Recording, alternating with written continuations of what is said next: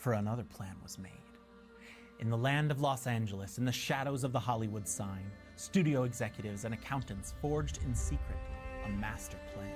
Okay, I'm gonna stop with this now. So the next thing that happens is, let's not pay the actor gross, let's pay the actor net. Let's take out all of the expenses. So now, studios have figured out ways to make their movies appear unprofitable on paper. Because if there's one thing studios hate more than a box office flop, it's a box office success they have to share.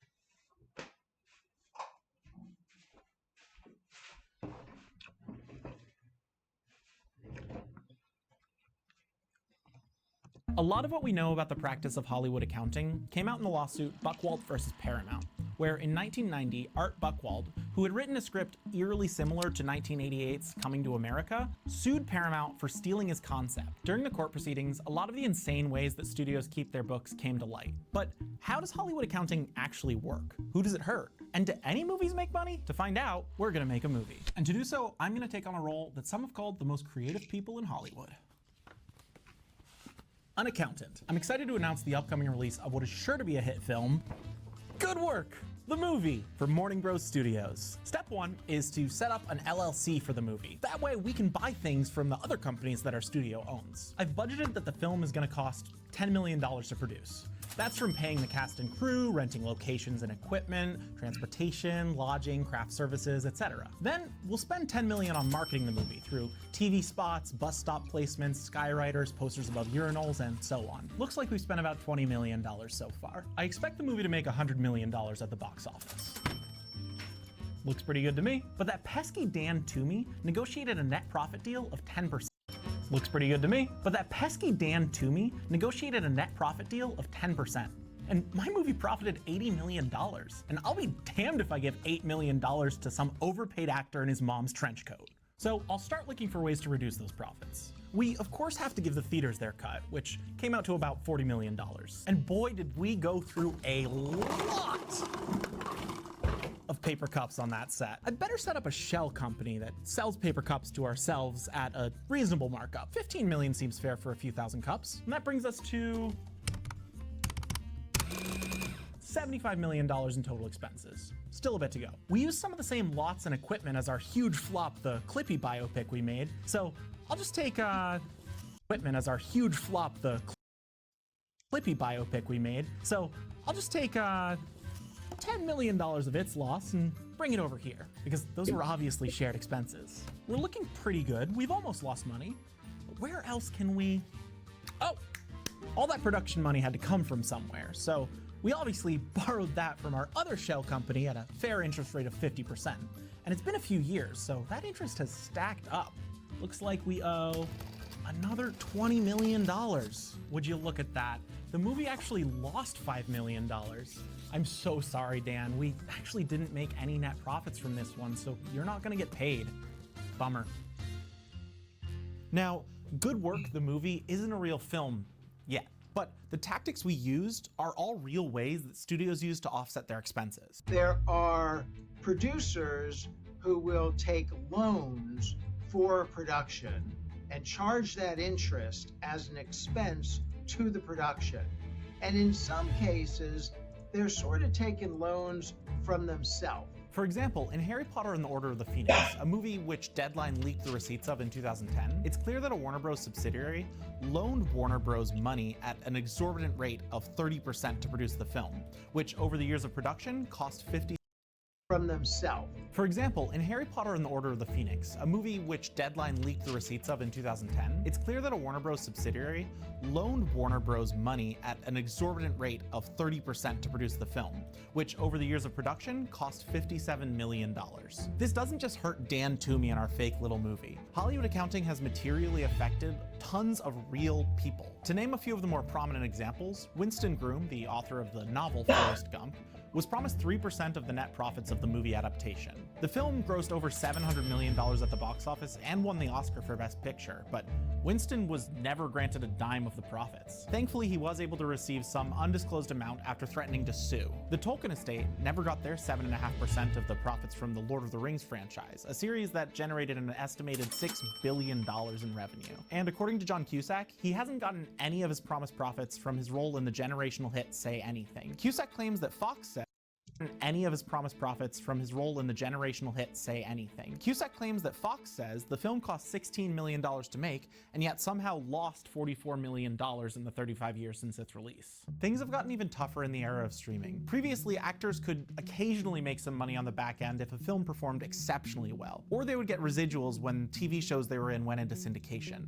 But Netflix movies almost never go to theaters, and streaming shows don't generally get syndicated. Some streamers are toying with the concept of performance-based paydays to reward the talent on their most successful movies and shows, but whether that will be a boon for the talent or just a cost-cutting measure for the streamers remains to be seen. The only cases we hear about are these high-profile lawsuits with huge numbers and A-list celebrities around them. But a lot of unpaid back-end deals that we never hear about happen every year. Loads of working performers, writers, directors, and other artists who can't afford to hire expensive legal counsel are lured into the trap of accepting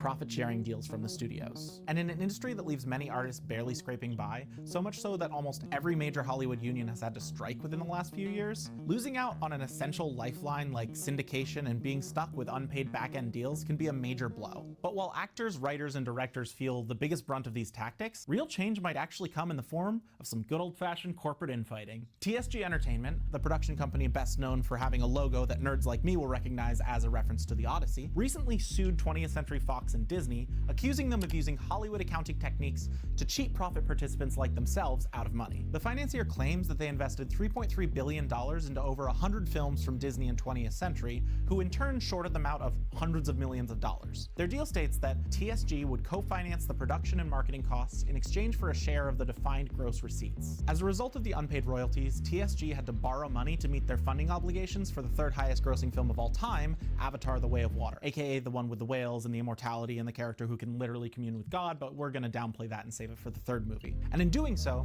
they greatly reduced their share of the film's gross and entitled 20th Century to some of their profits. Unfortunately for us, the lawsuit was settled out of court, as many of these are, so we'll never know what agreement the two companies came to. But if there are more lawsuits like this from financiers, studios, or bitter actors who happen to have the profile and the money to take on the case, maybe someday the tactics will be laid bare and brought to rest. The thing is, what these studios are doing is generally perfectly legal. For now, it's on the talent and their agents to make sure their contracts are airtight before they sign onto projects. Maybe someday these accounting loopholes will be closed, but only time will tell.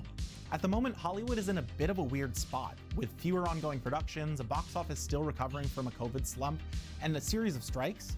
It's unclear how the industry will shake out, but when it does, you can almost guarantee over $700 million at the box office and won the Oscar for Best Picture, but Winston was never granted a dime of the profits. Thankfully, he was able to receive some undisclosed amount after threatening to sue. The Tolkien estate never got their 7.5% of the profits from the Lord of the Rings franchise, a series that generated an estimated $6 billion in revenue. And according to John Cusack, he hasn't gotten any of his promised profits from his role in the generational hit Say Anything. Cusack claims that Fox says the film cost $16 million to make, and yet somehow lost $44 million in the 35 years since its release. Things have gotten even tougher in the era of streaming. Previously, actors could occasionally make some money on the back end if a film performed exceptionally well, or they would get residuals when TV shows they were in went into syndication. But Netflix movies almost never go to theaters, and streaming shows don't generally get syndicated. Some streamers are toying with the concept of performance-based paydays to reward the talent on their most successful movies and shows, but whether that will be a boon for the talent or just a cost-cutting measure for the streamers remains to be seen. The only cases we hear about are these high-profile lawsuits with huge numbers and A-list celebrities around them. But a lot of unpaid back-end deals that we never hear about happen every year. Loads of working performers, writers, directors, and other artists who can't afford to hire expensive legal counsel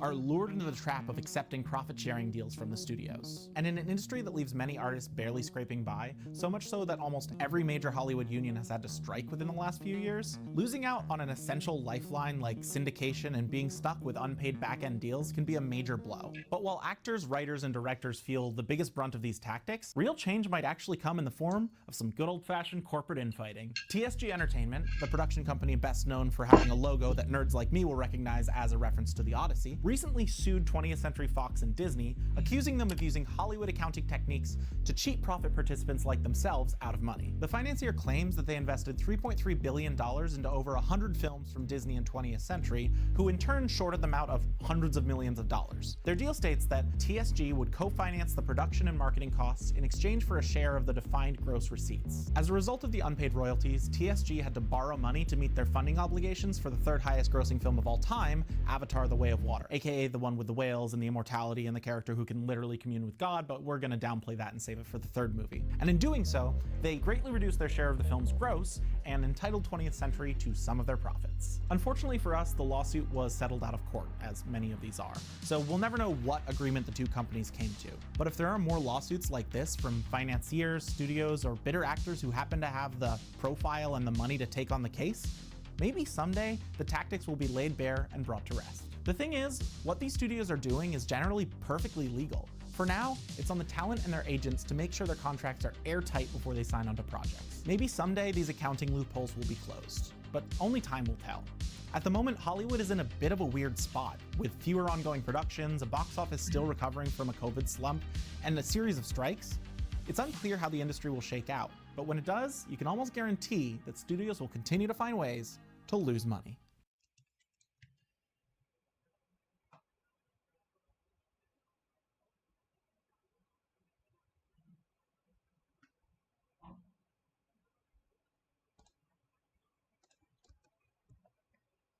When your gut instinct tells you not to do something, it's probably best to trust it. Uma Thurman learned this lesson the hard way on the set of Kill Bill in 2003. What should have been a simple driving scene turned into a near-fatal crash that would haunt her for years to come, not just because of her injuries, but because of the subsequent cover-up orchestrated by some of Hollywood's most powerful figures. The incident exposed the dark underbelly of an industry where self-preservation often takes precedence over basic human dignity. But to understand how Uma ended up in that car, and why the aftermath was handled the way it was, we need to go back to the beginning.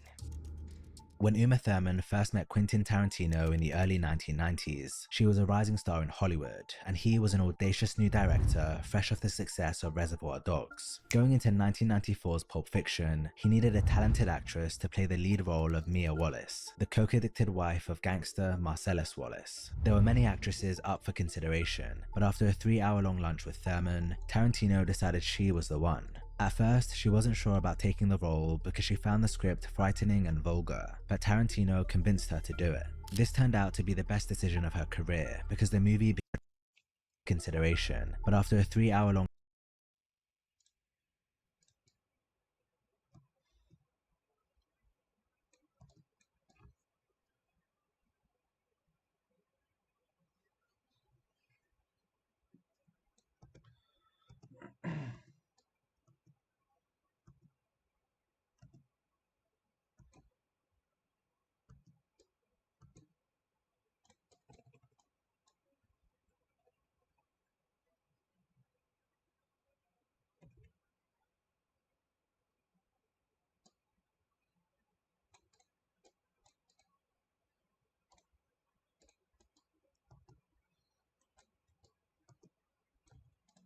lunch with Thurman, Tarantino decided she was the one. At first, she wasn't sure about taking the role because she found the script frightening and vulgar, but Tarantino convinced her to do it. This turned out to be the best decision of her career because the movie became an instant classic, revitalizing the independent film genre and elevating Uma to superstar status. Her face was everywhere as her character was used for almost all the promotional content for the film, and to this day, her Pulp Fiction poster is one of the highest selling and most iconic movie posters of all time. With that said, it wasn't just her who won big from the movie's success. It turned Samuel L. Jackson into a star, revived John Travolta's declining career, and cemented Tarantino as one of the most gifted filmmakers of his generation. It also filled the pockets of Harvey Weinstein, who owned the studio that produced the film. By all accounts, it couldn't have gone better, but it was this movie that set the stage for the atrocities to come. By the late 1990s, Tarantino and Thurman had developed the concept for Kill Bill together. The idea was born during the filming of Pulp Fiction, when they first discussed the character of the bride, a wronged woman who would wake up from a coma to seek revenge against those who had tried to murder her. The project was deeply personal for both of them, with Thurman contributing significantly to the character's development. The production of Kill Bill began in 2002, nearly a decade after their first collaboration. It was supposed to be just one film, but it was eventually split into 2 volumes because of its length. The movie combined elements of martial arts films, spaghetti westerns, and revenge thrillers, all genres Tarantino loved. Uma committed herself fully to the role, training 40 hours a week for 3 months in martial arts and swordplay. And I was in terrible shape when I started, and because I just had a baby, so I was heavy and naturally, and I was nursing. I was in terrible shape when I started, and because I just had a baby, so I was heavy and naturally, and I was nursing. So it was really hard. This was like 2 months after you'd had the baby when you're doing 2 or 3 months, right? Mm-hmm. It was a huge challenge for her, and she did everything in her power to make it work. However, in the end, Quentin and the production crew failed her. On the film's final day of shooting in Mexico, Uma was scheduled to drive a convertible Carmen Ghia down a road for a scene. Neither Quentin nor the production crew considered the scene to be a stunt, so Uma was directed to drive the car herself. However, she was led to believe by a member of the crew that the car, which had been converted from a stick shift to an automatic, might not be working that well. This worried her, and she insisted she didn't feel comfortable operating the car and would prefer a stunt person to do it. However, Tarantino wouldn't have it. According to Uma, he came to her trailer furious because she'd cost them a lot of time, and said to her, "I promise you the car is fine, it's a straight piece of road." He persuaded her to do it, and instructed, "Hit 40 miles per hour or your hair won't blow the right way and I'll make you do it again."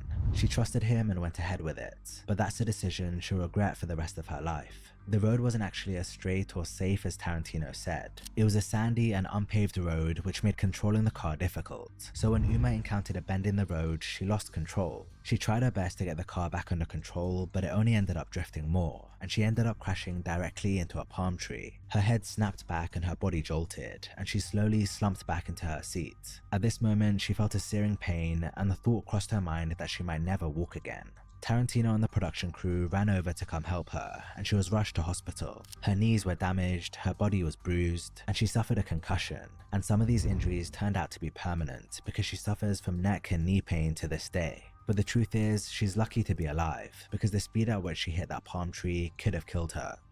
The aftermath of the crash was very messy. Uma felt betrayed by Tarantino and accused him of trying to kill her, which he denied. Apparently, he'd driven the road himself to check it was safe before Uma did it, but at the last minute, they decided to have her drive in the opposite direction because it was the end of the day and the lighting was better that way. He thought a straight road is a straight road, and so he didn't run it again, but clearly he was mistaken. Had Quentin just listened to her when she asked for a stunt double, all of this could have been avoided, but it would be wrong to say he was the only person at fault. The car Uma drove wasn't fit for the road, and the responsibility for that falls at the feet of the production company, Miramax, which was controlled by Harvey Weinstein. 2 weeks after the crash, after trying to see the car and footage of the incident, Uma had her lawyer send a letter to Miramax summarizing the event and reserving the right to sue. Miramax offered to show her the footage if she signed a document releasing them of any consequences of her future pain and suffering. Weinstein was trying to worm his way out of taking any responsibility, and things only got worse because Tarantino turned his back on her too. They had to go on to promote the movie together and tensions were high. Then, one night at Soho House in New York in 2004, they went off on each other. Uma was livid because he wouldn't let her see the footage, and apparently he told her that was what they'd all decided. She was betrayed and hung out to dry, and it wasn't until 15 years later that she finally spoke out. But when she did, what she had to say was even more disturbing. For the next few years, Uma and Tarantino maintained their distance from each other. They each continued their careers, with Uma starring in films like The Producers and Nymphomaniac, and Tarantino releasing hits like Inglourious Basterds and Django Unchained with Weinstein. The crash footage remained locked away, and Uma thought it would never see the light of day, but everything changed in 2017. On October 5th of that year, the New York Times published a story detailing decades of allegations of sexual harassment against Harvey Weinstein. In the days that followed, the accusations mounted as more and more women came forward about their experiences with him. One of these women was Daryl Hannah, who worked on Kill Bill with Uma. She alleged that Weinstein tried to force himself into her hotel room and repeatedly sexually harassed her during the promotion of Kill Bill and its sequel. After all the allegations came to light, Weinstein was sacked by the board of his company and expelled by the Academy of Motion Picture Arts and Sciences. At the time, Uma was promoting the release of her Broadway play, The Parisian Woman, and during a red carpet appearance, she was asked what she thought about the allegations. I don't have a tidy soundbite for you because I have learned I am not a child, and I have learned that when I've spoken in anger, I usually regret the way I express myself. So I've been waiting to feel less angry, and when I'm ready, I'll say what I have to say. She was clearly seething with anger, and it took 4 more months before we found out why. On February 3rd, 2018, the New York Times published an expose titled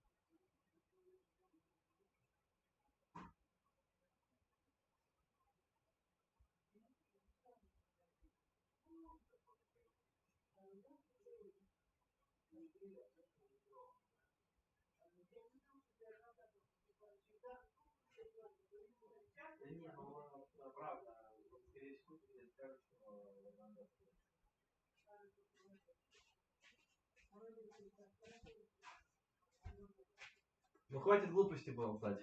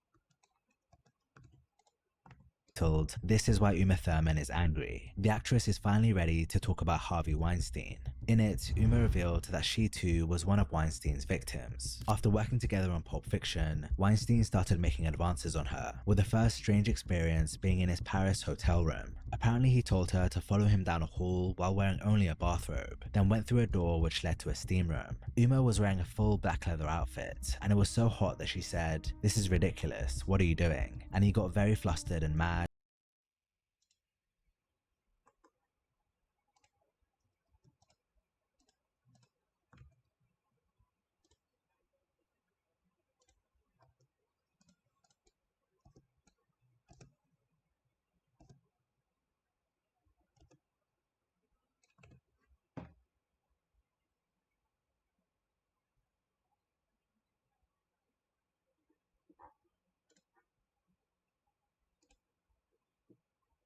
My eyes are up here, baby. Are you looking at the tattoo? No, I'm looking at the hair on your arms.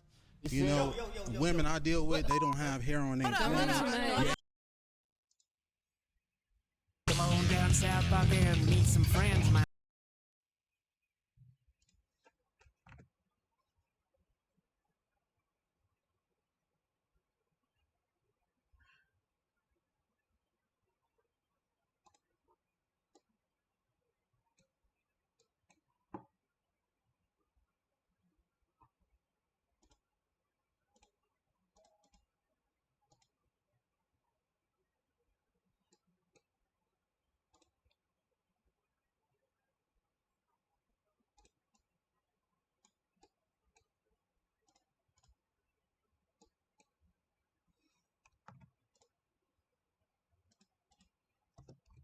And jumped up and ran out.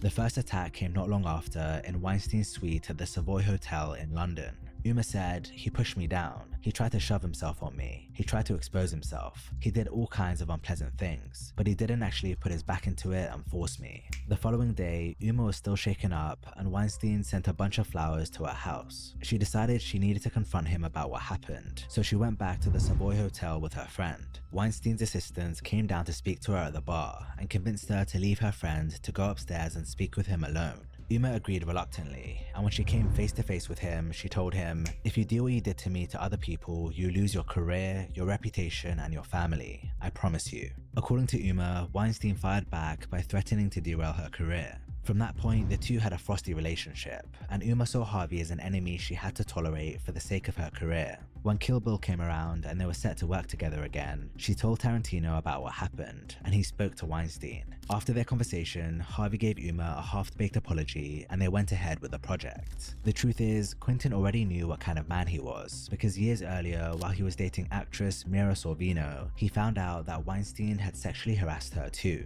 She told him that he had massaged her without asking, chased her around a hotel room, and even showed up at her apartment in the middle of the night. Tarantino let it slide, chalking it up as a silly infatuation that went a bit too far. And even though he heard countless more stories like it throughout the years, he always stood by Harvey's side. I wish I had sat him down and had the uncomfortable conversation. I didn't know about any rapes or anything like that. I just, but I knew he was, I chalked it up to the boss chasing the secretary around the desk, as if that's okay. But I mean, that's how I kind of looked at it. Everybody who was in his orbit knew about it. There's nobody who said they didn't know that didn't know.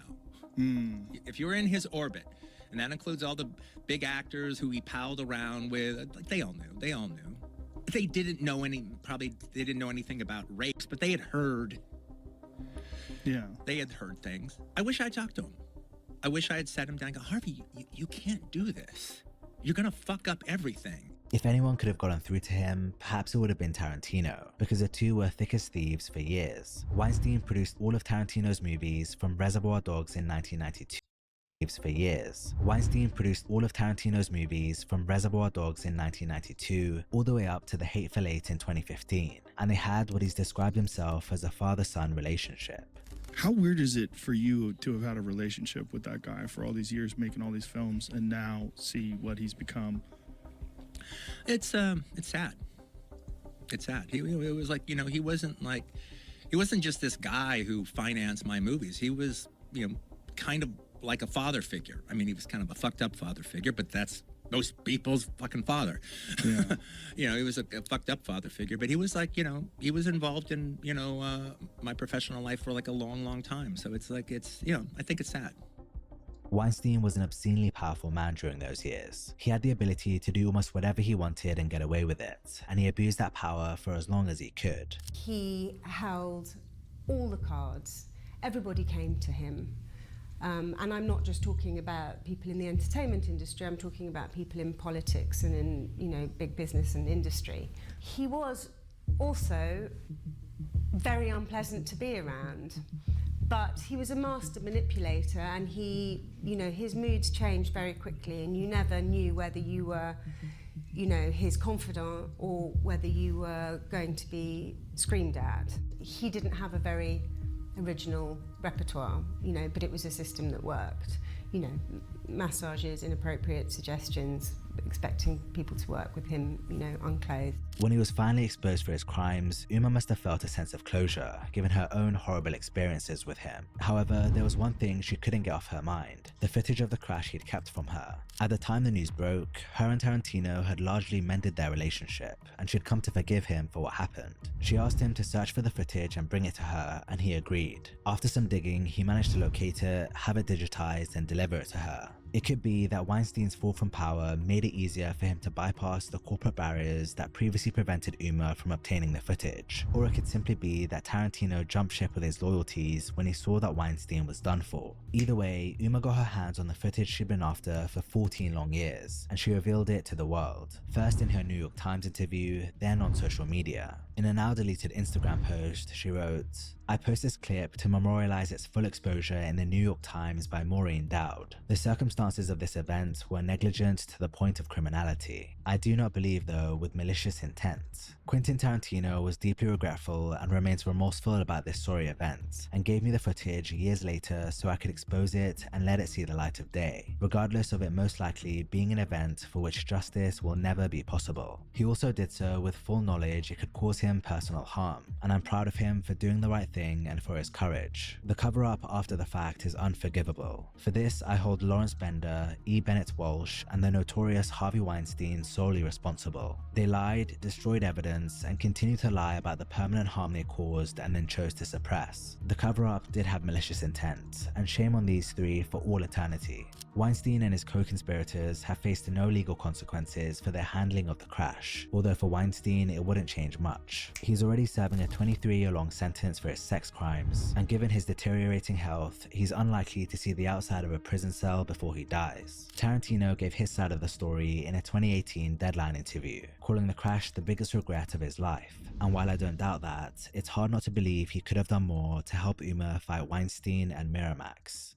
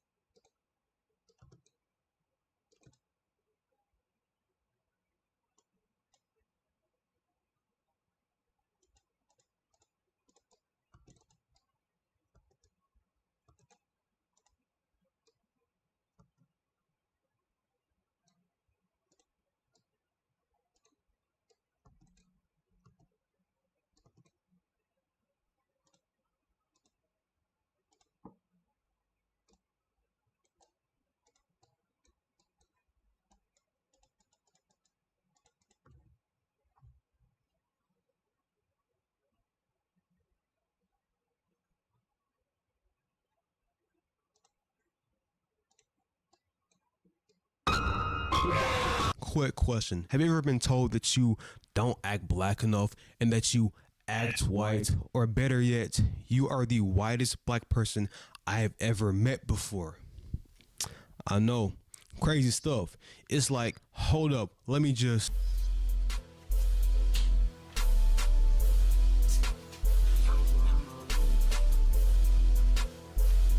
What's brackin', fool?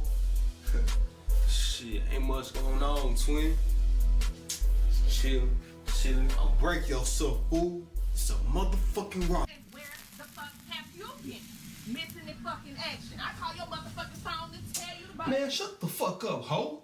I ain't paying that goddamn child support. That ain't even my kid. That's not my kid. Well, I'm pregnant. That's not my kid, bitch. I just told you, that ain't my fucking... What fucking baby? That's your nose, that's your leg, that's your motherfucking baby, bitch. I'm not paying that child support. That little nigga can raise himself. I ain't his fucking tripping, man. Stupid ass hoes, bro. The tabernacle. What's the beast to a dinosaur, nigga? Pterodactyl mixed with a T-Rex. T-Rex-dactyl. I'm sorry you had to see that. But anyway, we're talking about black people today.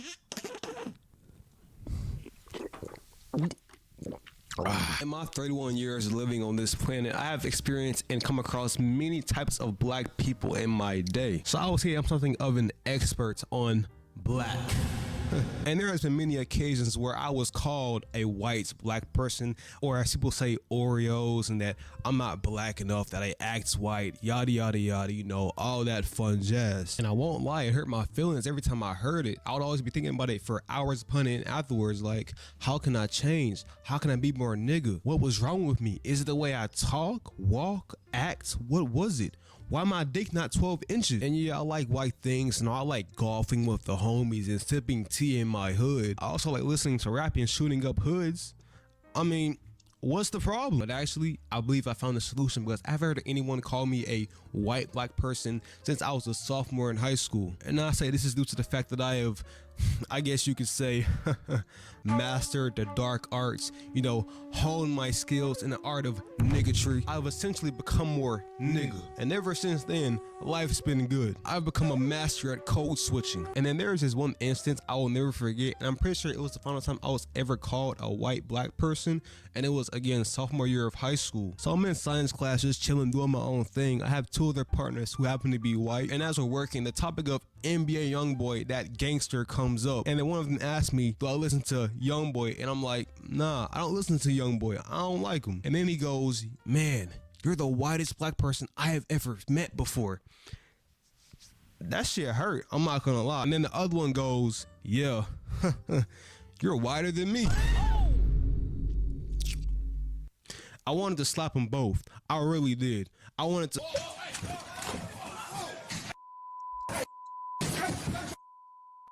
And I do feel like this problem stems from stereotypes, and the fact that we feel like we have to fit into these stereotypes to be cool, be valid within our own race. And essentially, if you're not abiding to these stereotypes, then you're not right. Something is wrong with you.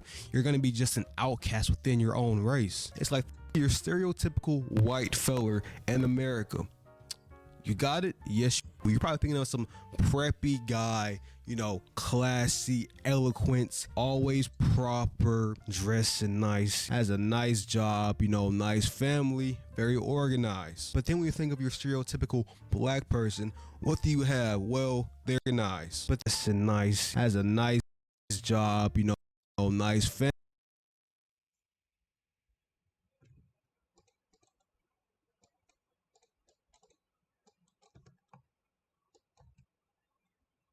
Family, very organized. But then when you think of your stereotypical job, you know, nice family, very organized. But then when you think of your stereotypical black person, what do you have? Well, they're ghetto, you know, wife beater on, sagging their pants, probably in jail, probably got 5 baby mamas. What else? Oh yeah, they're improper, and most importantly, they're stupid.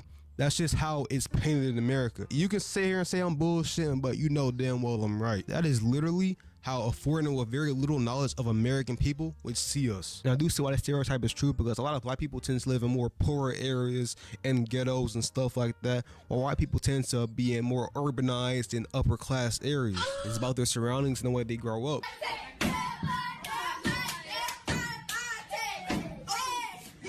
Then you have a black guy like myself who was raised inside the suburbs and not the ghetto. So I'm not out here sagging my pants and being ignorant all the time and being improper and whatnot. No, I was raised a different type of way. So it's like, why would I try to be more ghetto when I'm not? It just doesn't make any sense. Oh, you know, you're not black enough. But what it sounds like to me is you're not ghetto enough. That's what that sounds like to me. You're not black enough. Nah, you're not ghetto enough. I don't know. Am I the only one who be thinking that's what that sounds like? I have this preemptive stereotype implanted into my head of how a black person is supposed to be. So you need to be this way. Why are you acting this way? What's wrong with you, man? She just appears to be just a little bit ghetto to me. A little bit ghetto, you know, a little bit. And so you need to be this way. Why are you acting this way? What's wrong with you, man? She just appears to be just a little bit ghetto to me. A little bit ghetto, you know, a little bit. And I constructed a little list of the types of black people, the archetypes, the breeds. So where my list at? Okay, first on the list is Mr. Whitey McWeister, the white black guy. This fool thinks that he's white. He is brown on the outside, but white on the inside. He is damn near pure white. Hey, and I'm not gonna lie, he might be a little racist at that too. Shit, you never know. You know, he a little cuckoo in the head. He be forgetting his roots, what he is. Shit. The next archetype we have is the balanced one, or the Oreo. This is what I would classify myself as, because we like black things and white things, and we realize that both cultures have great stuff to offer. Next archetype we got is the soul brother and sister. They're not too white, they're not too ghetto, they're just black. They are very intertwined with their culture. When you see them on the street, you'll be like, man, they with it. Power to the people. And I feel as though a bunch of black old heads are part of this archetype. However, sadly, I do feel like it's a dying breed. And lastly, we've got that ghetto black, that hood muff. I don't really gotta explain much. You know what the fuck going on with this nigga. Hey, pants hanging off the ass and everything. He with that shit. Bang, bang, bang. Know what I'm saying? They own that timing. They own that timing now. Old to nigga. I sauntered the halls, looking at my peers. Their eyes wouldn't meet mine, as I looked a little queer. Then I see my black peers, looking around without fear. They chortle, they cackle, they suck each other off. Gerp, gerp, gerp. He beat that nigga off. In the moment, they look so nigga. Their brown melanated skin. My skin looked just like theirs. Yet, they didn't rock with me. They called me white boy, limp dick, even school shooter, which eventually led me to that goddamn computer. I paid for online courses like How to Be Nigga 101. I went to sites you won't want your mother seeing. Looking up big booty ebony just to see how that thing be bouncing. Back at school, I lowered my pants and deepened my voice. I'd only eat fried chicken and watermelon like it wasn't a choice. Listen to that new young boy. Oh yes, I did, of course. That shit was ass. All I felt was remorse. However, in the end, I just wasn't more nigga.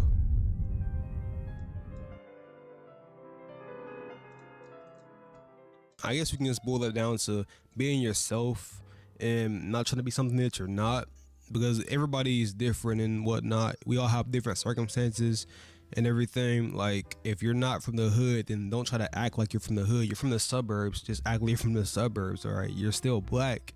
Like, you don't gotta act hard when you're not hard. It's like me, why would I act like some hard ass nigga when I'm not some hard ass nigga? That's not who I am. And it's kind of funny too, because that Spider-Man meme that everybody's saying like, ooh, the exaggerated swagger of a black team, bro, that's true. Like, it's like, why do you think he said that?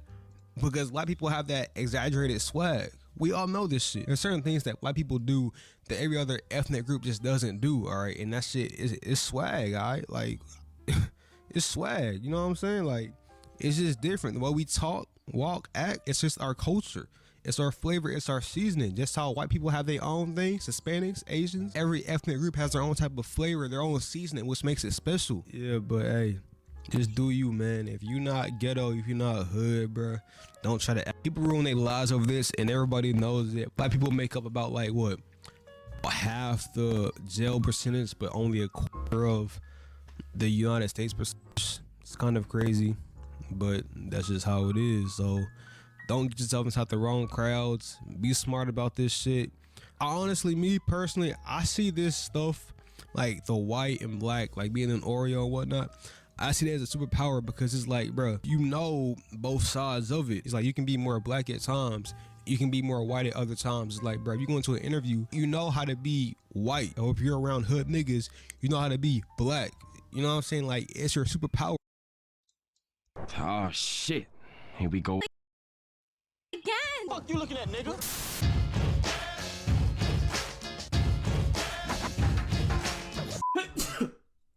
Alright, so check it out. I thought it would be a while before I released a controversial video on my channel. Making controversial videos really ain't my cup of tea, you know? I don't really like to piss people off like that.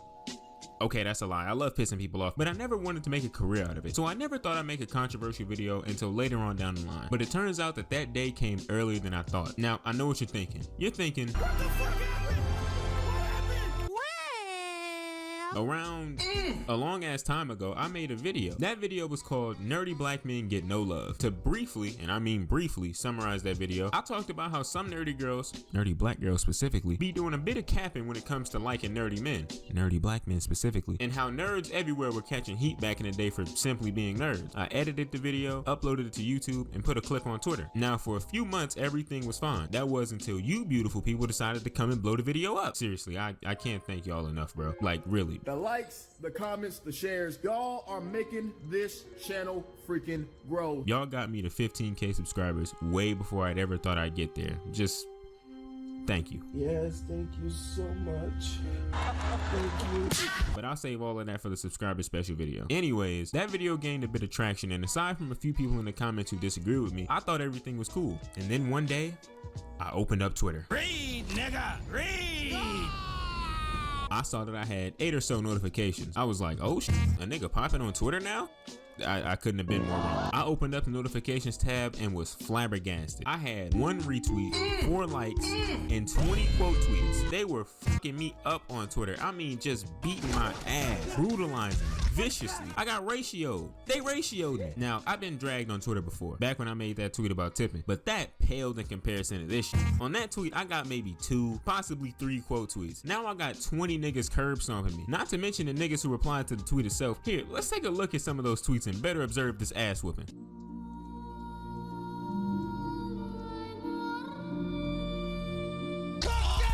Definitely a skill issue. Maybe need to re-level your character and put more points into personality IDK. Hey, I'm trying, man. It's a grind out here. IDK bud, sounds like a skill issue. I got a bad bitch from showing her my dueling lightsaber. But no, if that for real happened to you, I'm proud of you, my boy. You just not him. Being a nerd never got any cheeks. I just said that, Black. Are you listening? What are you playing to prove? Who is this? This nigga in particular really didn't like my video. Imagine getting on YouTube making a whole video about how broke, miserable, and lame you are. The dude who asked him who he was talking about's account got suspended, but he responded with, "This goofy ass nigga." Yeah, at me next time, bitch. Nah, I'm just fucking with you, man. Come on now. Now, I decided to do a voiceover for this tweet personally. Okay, well that's you.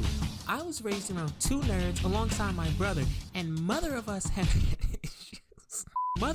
had issues with being nerds when it comes to dating. I don't know, maybe you're just a walking red flag and you talk women who like anime and video games, calling them fake fans? Now, I found this tweet interesting for 2 reasons. The first reason being is the person who made it, she kinda bad. Made it,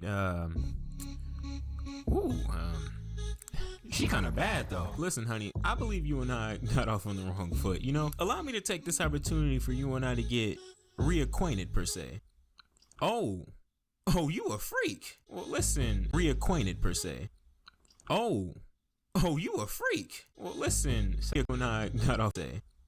Oh, you a freak.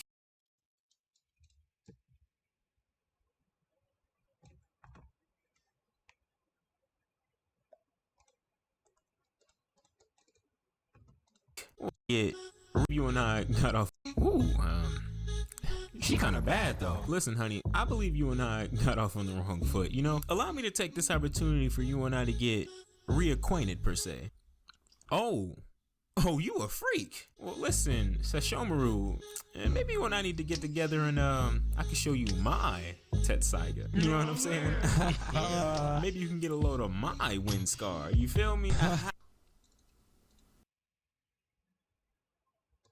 Oh shit. Damn it! Another reason I found the tweet interesting was because this seemed to be a running theme among the people who were responding to me. I found it funny how all these people were able to immediately come to the conclusion that I was some gatekeeping, weirdo, misogynistic, unhygienic incel without ever having interacted with me at all, with their only impression of me being a 35-second clip on Twitter, which is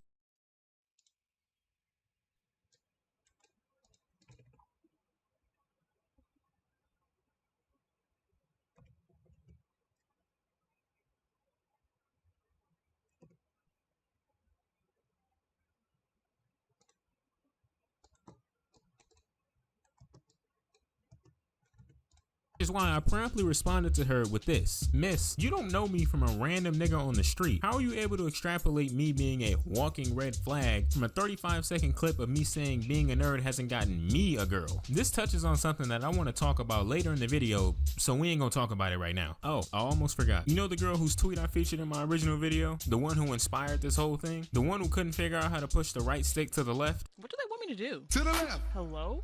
To the left. Now, y'all. I'm not understanding. Fly to the left. Other way. I'm so stupid. Yeah, she saw the tweet. I done found the lame nigga you are. Yeah, she saw the tweet. I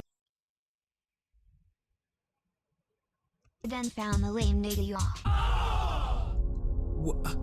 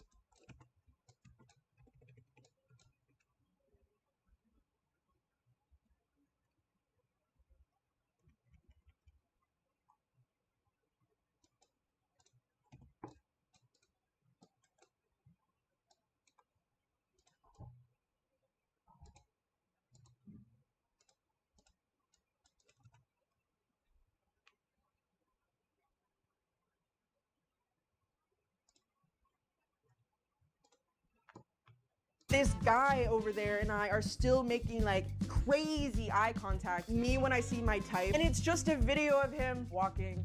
Why don't guys walk up to girls anymore? It's the show. It's the show. It's the show. It's the show. It's the show. It's the show. Hi, it's Jazzy Ann, and welcome to the show. The show where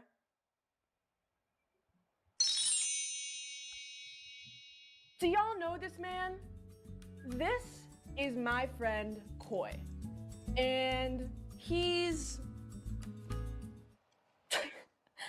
if you know what I mean. And Koi loves to make this joke to me where he will be like, straight people have it so easy. If you want to find love, just go on a walk outside. So you know what? Let's go on a walk. Come on. We're gonna go on a walk. Oh my gosh. Yeah. Why don't guys walk up to girls anymore? Genuine question.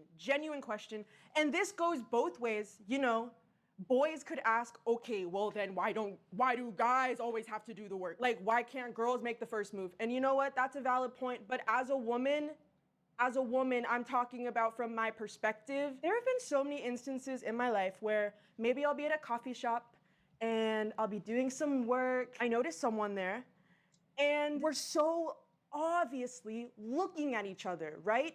It's this like continuous back and forth, like the whole freaking time that we're there. By the end of it, someone just gets up and leaves and no one walks up to each other. It's so easy to hear someone say that and be like, okay, like you have no idea. They could be looking at anything else in the room. They could be looking at the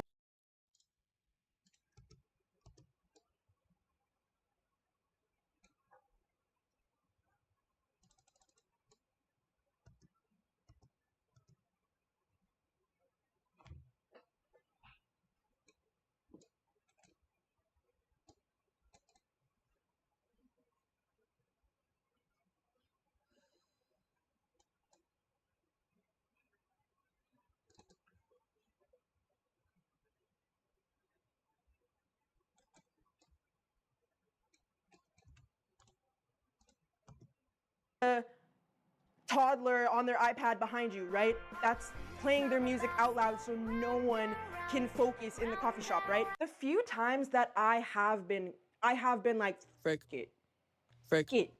I'm gonna go up to them and I'm gonna say something. The few times that I have been confrontational, I kid you not, every single time the other person has been like, I was gonna walk up to you, but I didn't know how, and I got shy, and like, you know? So that to me confirms, okay, like we were both thinking the same thing, right?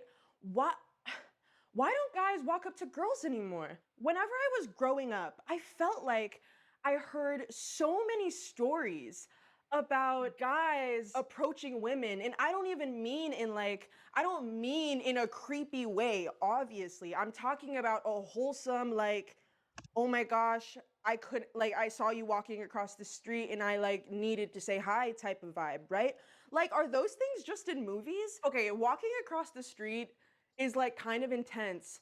Even in like a party. We're all at a party. We're all a little, a little loose because we're at a party. This guy over there and I are still making like crazy eye contact, right?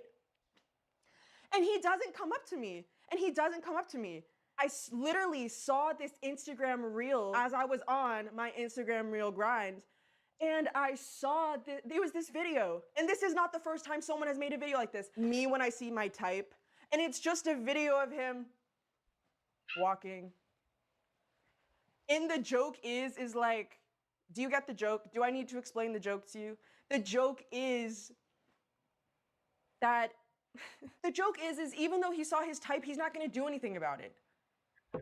Because that's the accepted norm in our society. Like, do you understand what I'm getting at? I'm not saying to just start walking up to strangers and throwing yourself at people. I just think it's so interesting that like, that's the norm now. That's the norm. The norm is to not approach people that we are genuinely interested in. The norm is to not pick up a conversation with people. And like I said, it doesn't even need to be romantic. Bruh, when I was a freshman in college, I was literally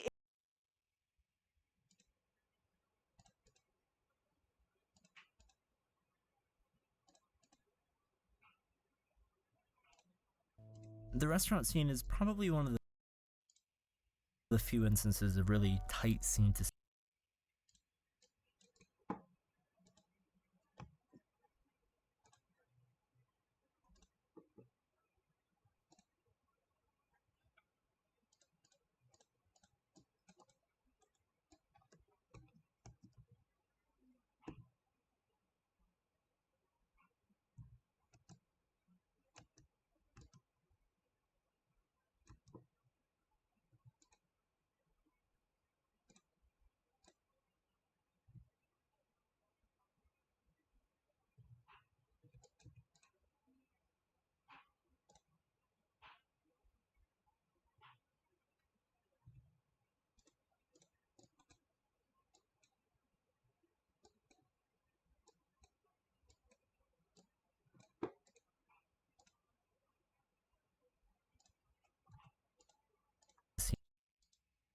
in Starbucks. This was before everything, okay? And this girl comes up to me and she's like, hey, I saw your move-in video. Then that got me talking to her, obviously.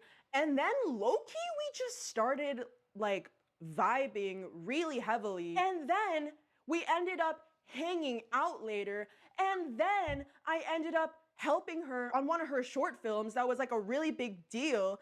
And then we're still friends, guys. We're still friends. And I would have never. Ari Shaffir is one of the most divisive comedians of our time. To his fans, he's a raw, fearless truth teller, someone who will say the unsayable and laugh at the consequences. To his critics, he's a reckless provocateur, crossing lines that most wouldn't dare approach. Whether it's his crass and unapologetic humor, his amazing racist sketches that launched him into infamy, or the chaos of dosing his friends, his amazing race that most wouldn't dare approach. Whether it's his crass and unapologetic humor, his amazing racist sketches that launched him into infamy, or the chaos of dosing his friends, Ari has built a career on pushing buttons and testing boundaries. But beneath the controversy and the crash jokes is a comedian who lives by one rule: always be honest. From his days at the Comedy Store to the Kobe Bryant tweet that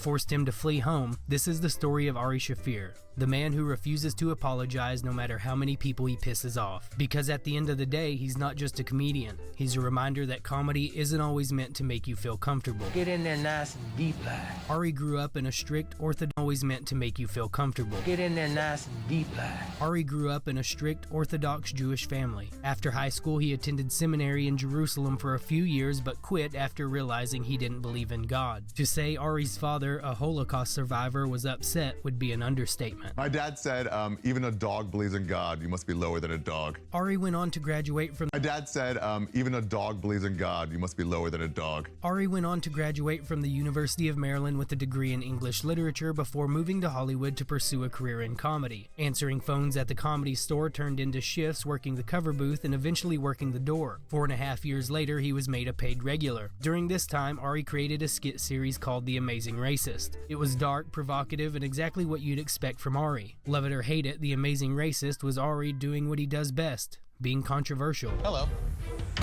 I'm Ari Shaffir. You know, America's had it pretty rough lately. And in tough times such as these, our country turns to its heroes to give us back our sense of swagger. Heroes such as myself. Welcome to The Amazing Racist. Can I ask you a question? I'm trying to get a petition going. I'm trying to get Jews to apologize for killing Jesus.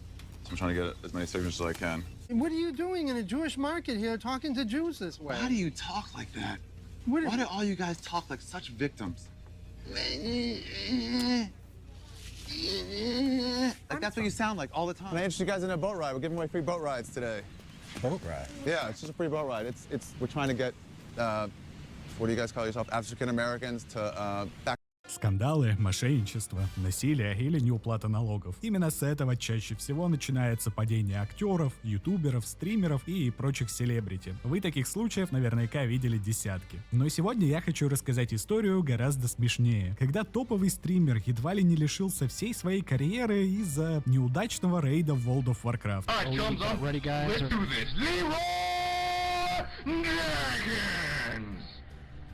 Oh my god, he just ran in. Да, серьезно, группа Slaves пошла в данжен, наломала дров и полегла, а начавшиеся после этого разборки переросли в кампанию отмен.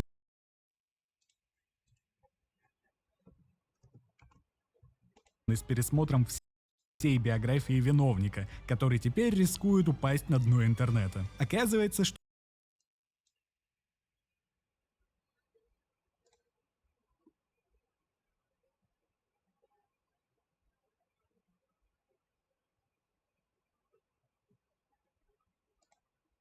спустя 20 лет люди все еще воспринимают игру про убийство кабанчиков слишком серьезно, а неудачные походы в данж по-прежнему генерируют вагоны драмы. В общем, присаживайтесь поудобнее и запасайтесь попкорном. Будем начинать. Ну а чтобы самим не застрять на днище интернета и сохранить возможность переводить деньги когда угодно и кому угодно, пора начинать пользоваться криптой. И вашим лучшим другом здесь станет Best Change, крупнейший в СНГ агрегатор криптообменников, который вновь стал доступен в России. Да, Роскомнадзор снял блокировку Такой сервис работает без ограничений. Пользоваться им очень просто. Выбираете, какую крипту вы будете покупать, например, USDT, биткоин или тон. А дальше указываете, чем оплачивать: карточкой, переводом через банковское приложение, наличкой или чем угодно еще. Вариантов масса. Best Change покажет вам проверенные, безопасные обменники с выгодными курсами. А чтобы определиться с выбором, вы можете почитать отзывы клиентов и выбрать тот, что вам больше подходит. Заходите по ссылке в описании и затаривайтесь любыми необходимыми вам монетами. Крипта освобождает.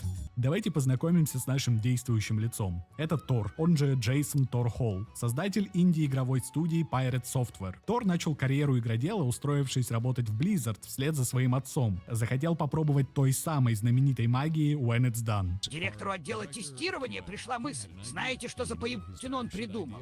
Он придумал тестировать вперед разработки. Это значит тестировать хрень, которая еще не готова. То есть тратить впустую время, из-за чего все постоянно работали сверхурочно. 2 года без остановки. После нескольких лет знакомства с великолепной корпоративной культурой одной из самых престижных игровых студий в мире, каковой Blizzard на тот момент все еще являлась, Тор сбежал работать в Amazon Games. Там бесконечного овертайма, буллинга и прочих дикостей не было, но и нормальных игр они тоже не выпускали. Расскажи вкратце, чем ты тут занимаешься, что дальше будешь делать.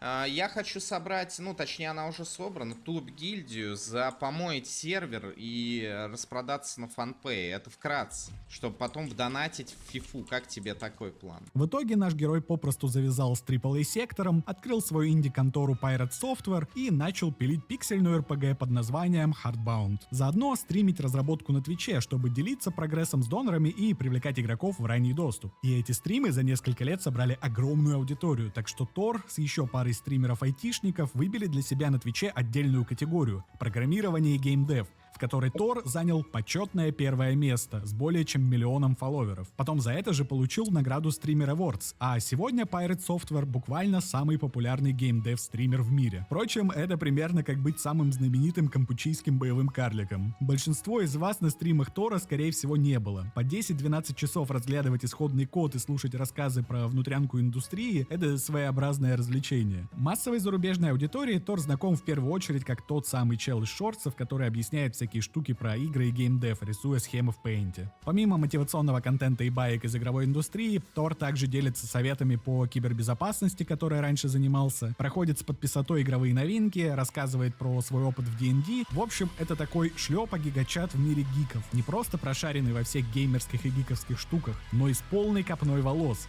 И говорит поближе в микрофон, чтобы голос был глубже. А еще Тор на стримах играет в MMORPG, в том числе в World of Warcraft Classic. И именно там, во время одного из забегов, он спровоцировал мощнейшую тряску себя и всех окружающих, от которой в фундаменте его гиковской репутации появилась огромная трещина. Наверное, вы все и так знаете, но все-таки небольшая справка. WoW Classic — это перезапуск того самого оригинального World of Warcraft, теперь у всех нормальный, а багов больше нет. Поэтому, когда Blizzard запустила свои Classic сервера, любители квадратных голов и мыльных текстур быстро освоили уже наизусть выученный контент и стали придумывать челленджи, чтобы сделать игру сложнее. Например, прокачаться до максимального уровня и пройти эндгеймовые подземелья и рейды, ни разу не умерев. Если умер, удаляешь перса и начинаешь заново.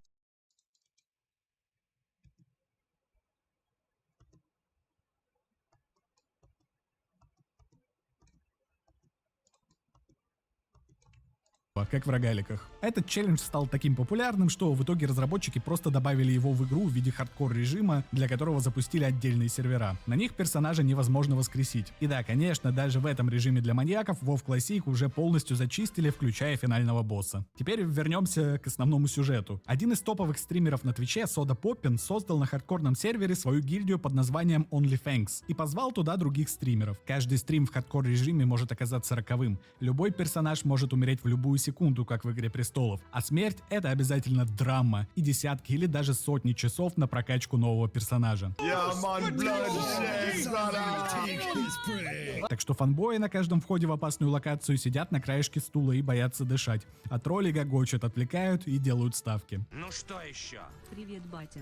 Есть ли шанс, нравилось? Да ёп! Не, я это не отвлек, блин. Это виноват, сука! В общем, идеальный сетап, чтобы коллективно фармить просмотры. Наш главный герой Джейсон, он же Тор, он же Pirate Software, тоже был в гильдии OnlyFans. И где-то месяц назад пошел с гильдийцами в данж «Забытый город». Но обратно из них вышли не все. Вскоре после захода группа случайно сагрила на себя несколько лишних пачек монстров и первого босса, после чего ведущий приказал бежать, и все стали методично отступать к выходу, стараясь прикрыть спину напарников и никого не оставить позади.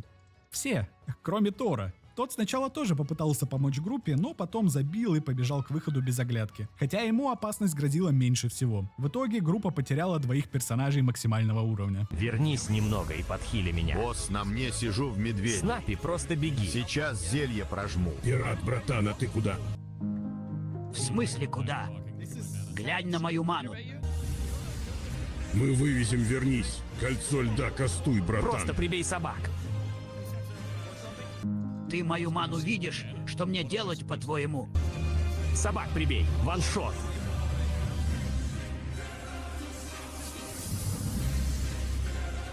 Я вас подожду. Сару убили.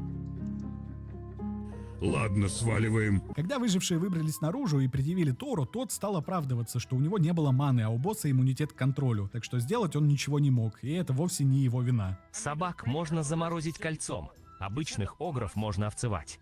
На нас был босс, 5 собак и 2 огра. Одного можно в овцу, второго прибить. Да даже обычное кольцо льда бы сработало. Вы их сагрили А ты когда? просто сбежал. Даже не обернулся. Я понимаю, что ты сейчас злишься, но это вы сагрили 2 лишних пачки и босса. У меня было 1400 маны, которые я потратил на снежную бурю, чтобы вас спасти. И все, ничего не осталось. Вы не следили за ресурсами, сагрили лишнего и не заметили босса. Это не моя вина. Я не специалист по WoW Classic, но посмотрел разборы этого забега, и, судя по всему, Тор в своих объяснениях напиздел. Да, группа реально играла хреново, но лично Тор тоже мощно проебался. У него были предметы на восстановление маны, которыми он не пользовался. Оставшуюся ману он просрал на щит, который ему был вообще не нужен, потому что враги были за километр. И хотя босса законтролить нельзя, толпу обычных мобов можно было заморозить. То есть он реально мог хотя бы кого-то спасти, если бы не свинтил первым, а отступал вместе со всеми и помогал группе. Самое смешное, что Тор сам на одном из стримов объяснял, как именно это нужно делать. Все это нужно для урона, кроме улучшенной снежной бури, а она позволит мне спасать целые группы в данжах. Это прям очень важно. Ты можешь скастовать бурю первого уровня, которая стоит всего 272 маны, чтобы замедлить врагов. Почему так вышло, непонятно. Возможно, он словил панику и забыл собственные советы. А может, просто скрысил. В любом случае, Тор наотрез отказался признавать, что он мог чем-то помочь и спасти тиммейтов. Бомбанул и вышел из группы. А чуть позже он придумал еще одно оправдание. Знаете, почему я не горю желанием влезать в заварушку и, возможно, умереть, когда я вижу, что катка уже проиграна? Я один из главных зачарователей в гильдии. У меня есть чант-рыцарь и прочая хрень для нашей гилды. Вот в этом все дело. Я полезу помогать, только если буду уверен, что мы справимся. Но профессия профессией, а играть с человеком, который не готов делить риски с группой, никому особо не захотелось. Особенно, когда этот человек категорически отказывался признавать свои ошибки и бомбит в ответ на любую критику. Поэтому на следующий день Тора выгнали из гильдии и отправили на кухню делать рататуй. И что, вот так выглядят разборки у стримеров-миллионников? Ну, как вам сказать, срачи за ММО всегда были и будут очень аутичными, с дрочем на тактику, всякие тонкости механик, доли процентов статы и так далее. И малый improved. Это означает, что возможность его резиста крайне мала. Но в данном случае это был даже не срач, а всего лишь пролог к срачу. Дело в том, что тупняк и дезертирство в данже не очень совместимы с образом суперкомпетентного гигачат-геймера, который Тор так старательно себе создал. создавал. Особенно, когда речь идет про игру от Blizzard, над которой он сам же когда-то успел поработать и, по идее, должен знать как свои 5 пальцев. Так что теперь Тор попал под прицел интернет-машины ненависти. Вскоре после начала срача к нему на стрим набежало несколько тысяч троллей с угрозами, проклятиями и репортами в Twitch. Ни десятков, ни сотен, буквально тысяч. Атака длилась на протяжении всего 10-часового стрима, а модераторы в сумме забанили около 4000 аккаунтов. Я, кстати, дико угорел с того, что Тору пришлось выкатить огромное объяснение в соцсети X. Да, конечно, в этом ролике без нее тоже не обошлось. Знаете, обычно стримеры пишут эти полотна, попавшись на каком-нибудь криминале типа PDF-файлов. Но тут человека вызывают на ковер буквально за то, что он хуёво играл в MMORPG. Вот это я понимаю, твиттерский трибунал. В то же время другие стримеры по WoW стали выкатывать реакции на его неудачный поход в данж, и большинство сошлось во мнении, что Тор скрысил. А точнее, стараканил, убежав под плинтус при первом виде опасности. В связи с чем этот скандал среди стримеров стали называть не иначе, как Таракан-гейт. А еще начали всплывать старые клипы Тора, где он критикует других игроков ровно за те же самые ошибки, которые сам сделал. И я смотрел, как Джей Бизи вчера умер, это было жестко. Мне стало физически плохо. Он не кастовал полиморф, не кастовал бурю. Кажется, у него даже не было прокачано замедление для снежной бури. Но я вот именно для того и прокачал. Если что-то пойдет не так, ты спасешь чью-то жизнь. Если что-то пойдет не так, ты спасешь чью-то жизнь. Например, только свою. Запишем, запомним. Само собой, как и Артосис со своим ахиллесовым пилоном, бегущий маг, забывший все правила игры своим классом, теперь тоже стал ассоциироваться с одним конкретным человеком. Was Renato just completely winning the game alone? Wow.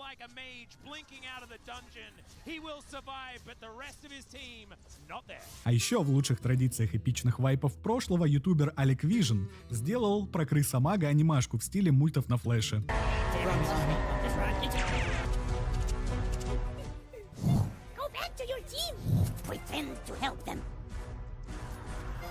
Кто знает английский, сходите на канал и посмотрите целиком. Надо поддерживать контент-мейкеров. Точку в этой части Таракана Кейта поставил сам Тор, бросив играть в хардкор WoW и сказав, что ему все это уже не интересно, а заодно перебанив старых друзей. Предложи пирату перепройти забытый город. Братан, я бы с удовольствием, но он меня забанил в чате. Я даже не писал ничего. Пару дней назад хотел зайти, а я там в бане. Перепройти забытый город было бы отличной концовкой.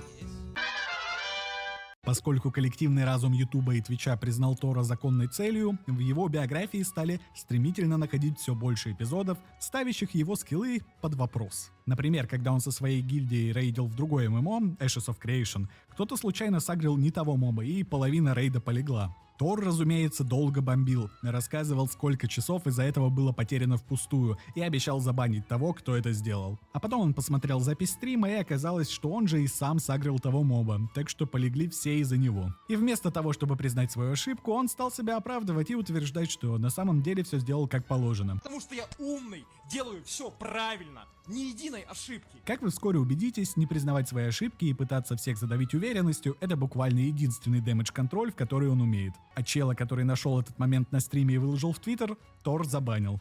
А еще он объявил войну гильдии The Federation и потребовал прогнуться, пригрозив, что иначе заставит их уйти с сервера. Тор — это крупнейший стример по Ashes of Creation, с огромным отрывом от всех остальных. И как это обычно бывает, он собрал самую большую на сервере гильдию и был уверен, что сможет кого угодно задавить числом. Нас 25 000, и мы идем разбираться. Но в итоге Федерация все равно его набутылила, потому что большинство игроков в гильдии Тора оказались криворукими рачками. Ни бравада их лидера, ни численное превосходство им не помогли. Дальше игровые скандалы стали вскрываться один за другим. Тор в своих видео заявлял, что когда он со своим альянсом играл в WoW Online, разработчики выборочно патчили или не патчили определенные баги, чтобы поставить конкретно их альянс в уязвимое положение. А когда это стало невозможно терпеть, Тор решил безвозвратно уничтожить все строения альянса в знак протеста. Но как утверждает ютубер Лору Гейминг, этот погребальный костер придумал вовсе не Тор, а другие члены Альянса. А насчет того, что разработчики таргетировали их Альянс, это по большей части додумки и скилл-ишью. Кстати, фан-факт, Тор играл в WoW Online под ником Moldavius. А в дискорде Альянса, в котором он состоял, до сих пор есть стикер «Пошел ты нахер!» Молдавиус. Я не Шерлок Холмс, но мне кажется, что эти вещи как-то связаны. Еще один предполагаемый пиздеж связан с игрой-головоломкой Outer Wilds. Стример Destiny, который сошел с ума на фоне победы Дональда Трампа, отсмотрел все прохождения Тора и обнаружил, что тот времена на фоне победы Дональда Трампа головоломкой Outer Wilds. Стример Destiny, который сошел с ума на фоне победы Дональда Трампа, отсмотрел все прохождения Тора и обнаружил, что тот временами посматривал в телефон, а после этого волшебным образом догадывался, что надо делать дальше. То есть он, вероятно, мухлевал, читая гайд по прохождению, хотя стрим подавался как первое прохождение без подсказок. Ютубер Not Albino тоже нашел странные моменты в прохождении игры Animal Well, где Тор тоже внезапно, необъяснимым образом разгадывал головоломки, на которые у комьюнити уходило уйма времени. И Not Albino такой не один. Многие другие фанаты игры тоже замечали подозрительные совпадения. Например, как Тор загадочным образом решил одну из головоломок ровно в тот момент, когда по ней вышел гайд. Или оказывался в нужной локации каждый раз, когда ему совершенно случайно приходило в голову поискать там решение. Но свечку никто, конечно, не держал. Впрочем, кроме игровых срачей, Pirate Software ждали и претензии посерьезнее. Помните, я вначале говорил, что Тор собрал деньги на свою игру Hardbound на Кикстартере и стал стримить разработку, чтобы делиться прогрессом с донорами? Так вот, игра изначально должна была зарелизиться еще в 2017, но она до сих пор находится в раннем доступе. Раньше к этому не было никаких вопросов, потому что на стримах Pirate Software Тор постоянно что-нибудь дорабатывал и выкладывал патчи. Все видели, что игра делается, и понимали, на что потрачены деньги. Но после ковида Тор забил на разработку и стал просто стримить геймплей, а Hardbound так и осталась недоделанной. Из-за чего у тех, кто ее купил и поддержал на Кикстартере, возникли вопросики. Игра на 9 из 10 до момента, когда разработчики перестали ее обновлять. После этого на 4. Это очень странно, такие перспективные первая и вторая главы вышли в рекордные сроки, хорошо сделаны и у них отличный сюжет. Но третью главу пилят уже 4 года, и она не готова даже наполовину. Завязывай стримить и доделывай уже игру. Тебе на это деньги дали, чел. Я удалю плохой обзор, когда или если игра наконец-то выйдет. Сам Тор все это объясняет стремительным ростом подписчиков на Твиче, из-за чего ему пришлось собирать команду модераторов, открывать юрлицо, чтобы всех их официально взять на работу и решать еще кучу проблем с бюрократией. Поэтому над игрой целый год никто не работал. Только релиз игры опоздал не на 1 год, а на 7. Если помните, изначально она должна была выйти в 2018. Итого смотрите. Срывы дедлайнов по разработке есть. Срач с гильдией есть. Кривые руки есть, читерство есть, мухлёж есть. Все, чего не хватало, это какого-нибудь скандала с авторскими правами. Но вскоре он тоже образовался. Idle Streaming Bonanza — это игра-кликер с пародиями на популярных стримеров, вроде XQC и Асмангольда. Когда начался Тараканагейт, разработчик игры стример PVT Parts, он же Брэндон Ферентино, подумал, что было бы неплохо добавить туда и Тора. И выложил на Twitch видео с концептом, где роль Потлатова играет сами понимаете кто.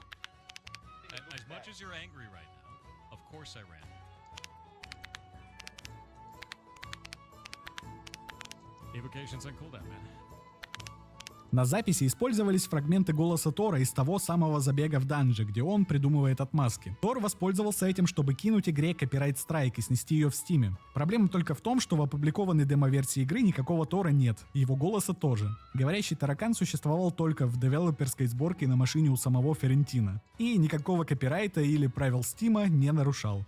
Тор просто вслепую кинул страйк, даже не потрудившись посмотреть, есть ли в игре его голос, так что ее вскоре восстановили. Как вы уже можете догадаться, свою идиотскую ошибку он признавать не стал, и вместо этого прямо на стриме пригрозил судебным разбирательством. Вот только его юрист по вопросам авторского права под ником Кронос буквально не является юристом, о чем и сам сообщил в переписке с адвокатом Ферентино. Жду не дождусь суда, там наверняка все будет очень серьезно, никакой клоунады. И тут надо вспомнить, с чего мы начинали. Вся эта бесконечная череда скандалов пошла из-за того, что Джейсон Торхолл зафейлил ебучий поход в ебучий данжон, а потом не нашел в себе силы признать ошибку. Буквально всего этого безумия можно было бы избежать, если бы Тор вовремя прожал ровно одну кнопку. Или вовремя извинился перед братанами. Но поскольку ни того, ни другого не было сделано, наш герой превратился в источник уморительной драмы. История Pirate Software еще далека от завершения. Да, его попытались отменить, и он потерял в просмотрах, но по-прежнему популярен на Ютубе и Твиче, продолжает стримить и в сумме, как мне кажется, остался угарным, но положительным персонажем. Это пока не падение героя, это лишь минутная слабость, обнажившая его сущность. Тор не суперзлодей, не гига-гик, а обычный 37-летний айтишник, который любит игрульки. Но еще он очень не уверен в себе и боится показаться недостаточно мускулинным, недостаточно умным, недостаточно прошаренным. И этот страх и сразу в раз толкает его на идиотские поступки. Позволит ли он своему страху владеть собой, покажет лишь время. Возможно, эта драма в итоге заставит Джейсона сделать какие-то выводы. Он наконец перестанет изображать из себя царь-геймера и станет нормальным человеком. А может, его, как и множество других стримеров, ждет стремительный спуск на днище интернета и превращение в очередную лолкау. В любом случае, мы не станем его хейтить и скажем спасибо за отборный контент. А если в будущем Тор таки переместится из верхнего интернета в нижний, можете быть уверены, я обязательно запишу об этом видео и расскажу вам все подробности. Спасибо, что смотрели, ставьте каналы, подписывайтесь на лайки и пишите ваши донаты под видео, все ссылки в описании. Выражаю огромную благодарность своим патреонам, бустерам и спонсорам на ютубе, имена которых вы видите сейчас на экране.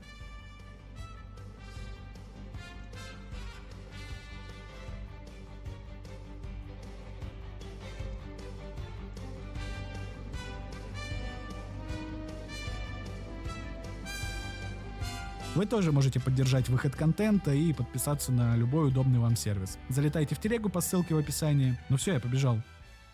А знаешь, у меня такое ощущение, что я один из самых адекватных людей в мире вообще. То есть среди...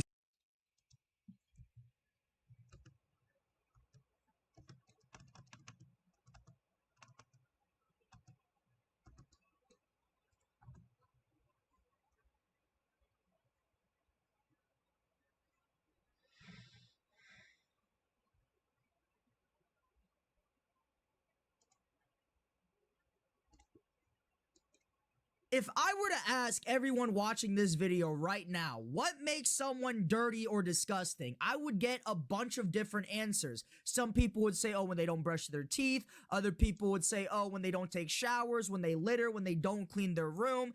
All of those answers are completely 1000% valid. They are true. They are correct. Now, if I were to ask those same people, who is the most disgusting or dirtiest person that you know, a lot of them would end up saying, oh, a homeless person, a hobo, a bum, maybe even themselves. But what if I was to tell you that all of those answers are incorrect, when in reality, the most disgusting person is not a hobo, it's not you, it is not a bum living in a cardboard box living under a bridge. It's actually a popular streamer that goes by the name of Asmongold.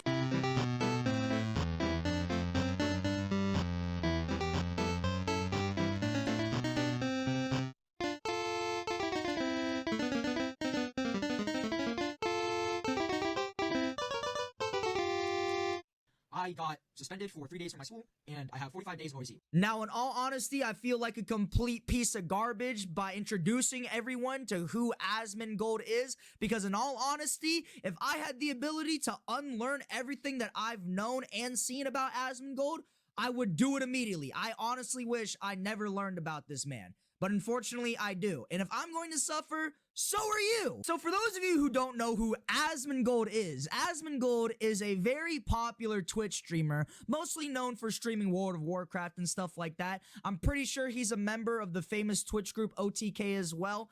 And all of that's fine and dandy. He likes to give opinions on games or whatever. But the main thing and takeaway about Asmongold that you should know is that he's disgusting as fuck. Like, no joke, I'm pretty confident that this man is top 3 dirtiest motherfuckers alive right now. No joke. This guy dead ass lives like Shrek. Matter of fact, he doesn't even live like Shrek, because at least Shrek takes showers. I'm pretty sure this motherfucker has not touched water in like 2 years. I stopped showering and washing myself for 3.5 months. Now, a lot of you guys might be saying right now, whoa, Eli, why are you being so mean to this man? What did he do? But trust me, once you learn about the shit that this guy has done, you will start agreeing with me. Like, every clip I see of this dude, it's always him doing, no joke, the nastiest shit I've ever seen in my entire life. From quite literally gagging at the taste of water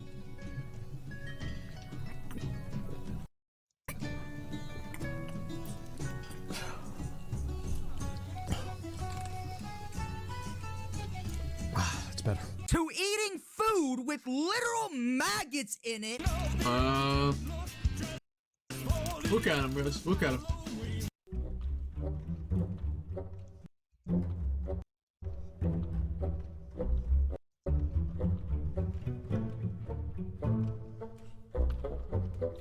Like,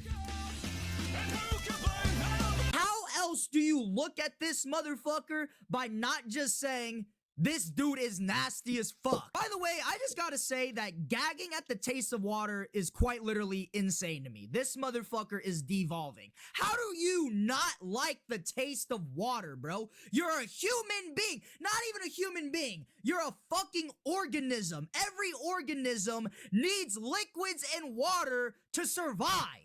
Are you serious? Like, this motherfucker's liver is on 1 HP right now. There's no way this dude's living past the age of 50 on my whole life. But the worst clip by far that I've seen of Asmongold was when this motherfucker came onto stream and publicly admitted that he used to use a rotting dead rat as his alarm clock for a couple of months because when the sun rose, it would start cooking the fucking rat and the rotting flesh would start stinking up his room. Get the dead rat out. I don't need to anymore. It doesn't smell bad. The thing is, I used to use a dead rat as an alarm clock, actually, for my stream, because basically what happened was whenever the sun would come up, it would start cooking the corpse of the rat, and then it would start smelling again, and then the smell would wake me up. So I would use the rat effectively as an alarm clock, and as soon as it, you know, it got hot enough, it would wake me up, and then I would know, oh shit, it's time to stream. No joke. Lock his ass up. Like, first of all,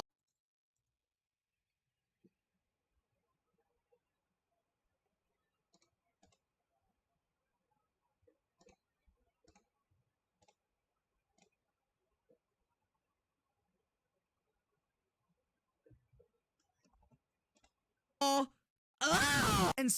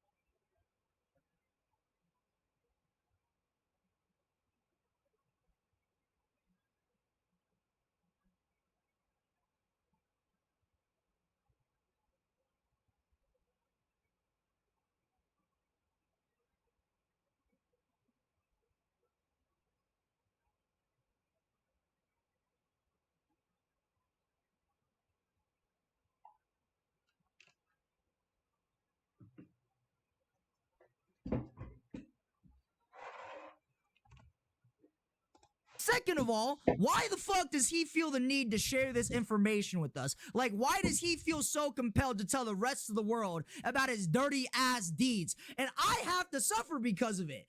Because I don't want to hear that shit. There are other clips too of just cockroaches just crawling over this motherfucker's body like he's the nest. There's a roach flying at me. Give me a minute. Where'd he go? Oh shit! He's on my belly. Look at him. He's right there. He got. Oh god! Get him out of me. What are you doing, bro? Get out of my. Go in the garbage can. Like at this point, I wouldn't even be surprised if there was just a clip of 3 tarantulas just crawling out this dude's ass crack. Because at this point, I'm convinced that this motherfucker is the host. Like, I'm not even joking. But here's the thing. I'm not questioning why Asmongold is so popular. Because in all honesty, you can find disgusting motherfuckers everywhere.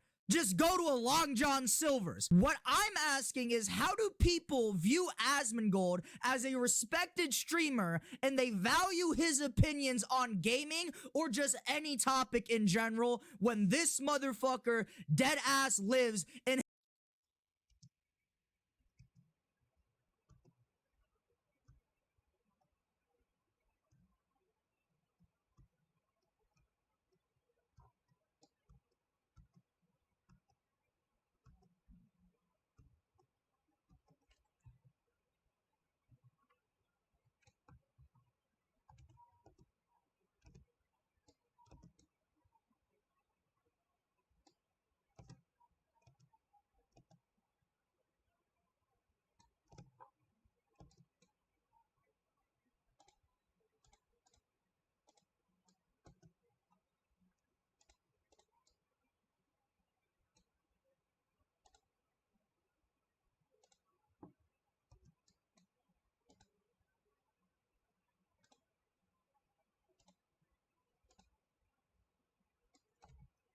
his landfill that he calls a house. Like, I genuinely don't understand how people watch this motherfucking embodiment of green aura with flies do the nastiest shit you've ever seen on camera and then think to themselves, you know what? I need to know this motherfucker's opinion on Space Marines too. Like, what the fuck? Because, like, I'm not trying to sound like a hater, but what the fuck does Asmongold know how to do? I'll tell you what he doesn't know how to do.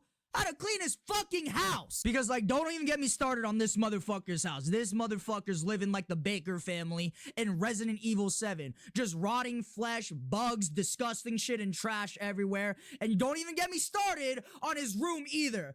Oh my fucking god, this dude's room looks like he has orgies with 3 dumpsters every single night, and his bedside partner is a family of cockroaches, and one of the family members is fucking beheaded. Big ass cricket. Wait, is that real? No, it's oh, not. I thought that was real. It's not. Wait, you have soap. Dude, your sink You want is to try your own? crazy. No, this is fine. Yeah, I usually don't use that one. Wait. Oh, no, this has been used. Yeah, I use it pretty regularly. Yeah. Oh, you letting that pan soak? Yeah. How long that been soaking for? Like a day. Okay, so if you wanted the fork and knife right now, where would you get it from?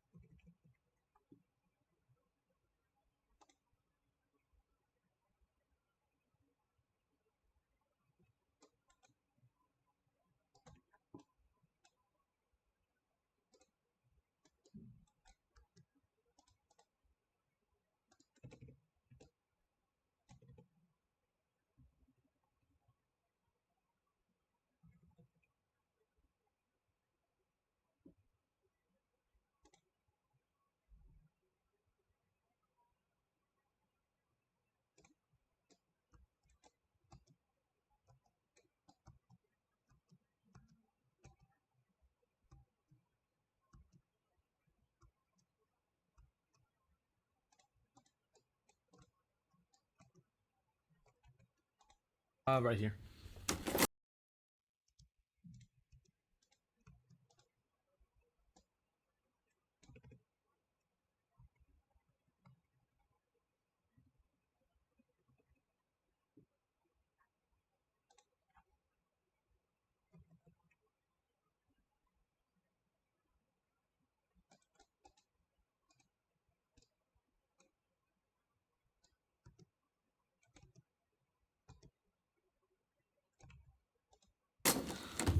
I have these.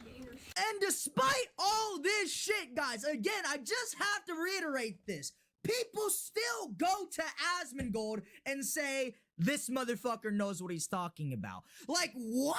Because look, maybe I just don't have that gamer brain fog that the rest of these dudes have when they're listening to this motherfucker's takes on games. But anytime I listen to this dude's opinions, it genuinely hurts my fucking soul. Like, this dude has the opinions of every other incel gamer nerd that you've ever met in your entire fucking life. Like, any game that has a girl as the main character, he fucking hates. He genuinely has the most racist and misogynistic takes on gaming and just in general that I've ever seen in my entire life. Is that whenever I see like a game that comes out and it has, you know, this is feudal Japan and like the main character is a black guy and a girl, I immediately like, there's like no escapism that this can provide, because the entire story is built on the foundation of trying to appeal to a quote modern audience. Like, again, guys, I'm not trying to sound like a hater, but how in the fuck do people listen to this motherfucker and not think that he's a giant ass loser, bro? You hear this motherfucker bitching and moaning about an Assassin's Creed game. Motherfucker, you should be more invested in a can of fucking Febreze, not over the fact that the main character of a game is a woman ninja. You fucking loser. And like I said, I could give less of a fuck on what he says or his opinions or his beliefs, because I mean, everyone on the internet says the exact same shit that he does on a day-to-day basis. My issue is why are we championing Asmongold as some know-all be-all game god that knows everything on games? Why do we value any of his opinions? Why do we care what the fuck he has to say? Like, the shit he says and all of his ideals are the exact same as every other edgelord that you will find on fucking 4chan. Why do we give a shit what he has to say? 'Cause I'm just gonna ask everyone this. Would you give a single shit what a homeless person living under a bridge on a highway has to say to you? More than likely, you wouldn't give a single fuck what he has to say. So why would you care what Asmongold has to say? Because let's be honest here, guys. Those homeless people living under a bridge 1000% are cleaner than this motherfucker. I don't want to assume, but Asmongold has got to have the crustiest ass crack you've ever seen in your entire life. Like, I bet he wipes with his motherfucking hand. Like, it's probably seeped into his skin so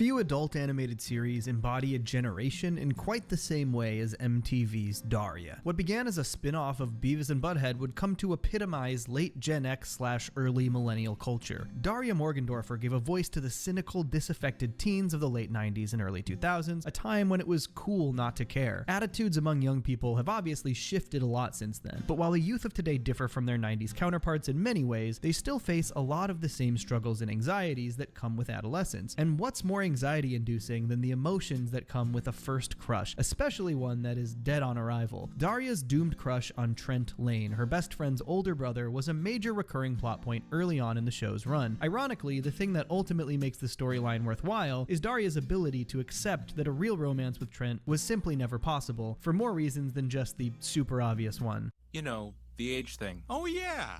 But first, today's video is sponsored by Aura. How many times have you read the headline, "Massive data breach from trusted company X"? I mean, the answer for everyone should be way too many times, and some don't even get the media coverage they should, like 2024's National Public Data Breach that exposed nearly 3 billion public records used for background checks, including full names, addresses, birth dates, phone numbers, even social security numbers. This breach affected a friend of mine, and they genuinely had zero idea where to even start to protect themselves. That's where Aura can help, and there are so many ways Aura's tools can help. With their data broker opt-out program, they can remove your personal information from data brokers that sell your info to identity thieves and scammers. Further identity theft protection can monitor your personal data and inform you about potential identity theft. Their financial fraud protection can alert you within minutes of credit file compromise, plus many more everyday tools like a VPN, antivirus software, password managers, and 24/7 support. And Aura gives this all to you at one affordable price. If you want to make sure you and your family aren't vulnerable to data breaches and brokers, go to aura.com/cellos to try 2 weeks for free, which is enough time for Aura to determine if any of your data has been exposed already. That link again is aura.com/cellos. Try Aura today. Daria is a spin-off that wastes no time in establishing a new status quo for its main character. By the time the first episode begins, the Morgendorfers have already moved to the town of Lawndale, leaving Highland and a certain pair of idiots in the rearview mirror. Upon arriving at Lawndale High, Daria quickly befriends Jane Lane, an artist who shares her affinity for deadpan sarcasm, as well as her general disdain for teenage life. But I like having low self-esteem. Makes me feel special. In the very next episode, we're introduced to Jane's old and sarcasm, as well as her general disdain for teenage life. But I like having low self-esteem. Makes me feel special. In the very next episode, we're introduced to Jane's older brother, Trent, who drives the girls to a party. Right off the bat, you can see that this man is basically every Gen X stereotype rolled into one. He's an unemployed slacker who plays guitar and probably hasn't changed his clothes in days. Trent goes on to make several more minor appearances as season 1 continues, and the show starts to hint that Daria may have a bit of a crush on him. How about you, Daria? Hey, Daria. Hi. Now, today, it's easy for us to scoff at the idea of someone like Daria, a very smart girl with a lot of potential, swooning over a guy like Trent, an obvious burnout with no real direction in life beyond his terrible band. But this was the 90s when grunge was king, and people were just kind of into that back then, young people especially. But that's the thing. Trent is about 21 years old at the start of the show, while Daria is only 16. So, yeah, let's talk about that before we go any further. Obviously, it goes without saying that this kind of age gap with a high schooler is a non-starter. Typically, that's gonna be a pretty gross dynamic involving an older manipulator, and fortunately for this show and this video, that is not really what's happening with Daria and Trent. Sure you don't want to crash? A high school party? Please. Don't you think I'm a little mature for that? Rather, this is a case of something we all probably experienced at one point or another, crushing on someone we know we can't have and having to learn how to deal with those emotions. The fact that so many people have been there is probably why this is such a common trope in media. What's more, the show tackles this trope with a lot of realism and nuance, resulting in some important growth for Daria as a character, and the ultimate resolution feels refreshingly mature, but I'm getting ahead of myself. The first time Daria's crush on Trent is properly addressed is in the late season 1 episode Road Warrior, and by this point she is completely smitten with him. Can't speak. Must speak. Hey. In this episode, Trent and his bandmate Jesse give Jane and Daria a ride to an out-of-town music festival, and Daria is clearly nervous about being in close quarters with Trent for an extended period of time. She even withholds a lot of the sarcastic comments that pop into her head, which is extremely out of character for her, and believe me, Jane notices. Say it, Daria. Whatever you're thinking, say it. Daria is desperate to look cool in front of her crush. Unfortunately, Murphy's Law has other plans. She bumps her head on the roof of the van, gets a massive bee sting on her arm, and sits on an old peanut butter sandwich, among other embarrassing mishaps. And all in front of Trent. Now turn the knife counterclockwise. But once Daria realizes that a bee sting on her arm and sits on an old peanut butter sandwich, among other embarrassing mishaps. And all in front of Trent. Now turn the knife counterclockwise. But once Daria realizes that Trent doesn't actually care about any of that too much, she finally starts to relax and act a bit more like herself. You kids going to that rock and roll shindig out near Swedesville? No. We made a wrong turn on our way to Paris.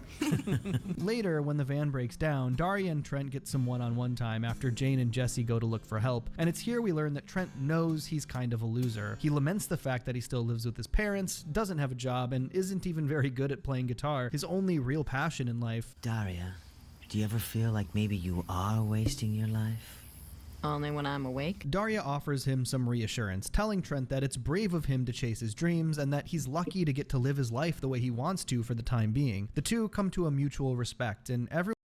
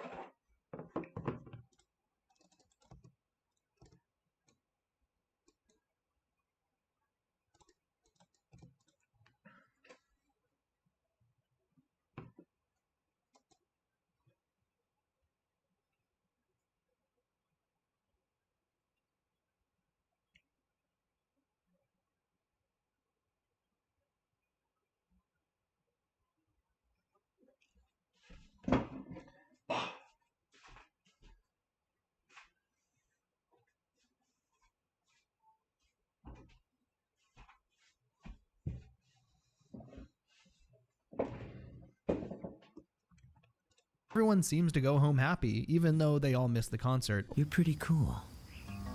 Thanks. While we're here, we should also really talk about Jane's role in all of this, because she's actually very supportive of Daria's crush on her older brother. Jane is constantly egging Daria on and encouraging her to talk to Trent more. This really begins in Road Warrior, and it continues in the Season 2 episode, That Was Then, This Is Dumb, in which Jane and Daria agree to help Trent and Jesse sell some old records at a flea market. You should thank me. It's a chance for you to spend some quality time with Trent. And the flea market is so romantic this time of year. What makes Jane's actions interesting is the fact that she probably knows better than anyone that Daria and Trent will never actually get together. In fact, there's almost no way she'd be cool with it if they did. So then why has Jane appointed herself as quasi-matchmaker? Well, there are a few reasons. For starters, it allows her to have a bit of fun at Daria's expense. Is that lipstick?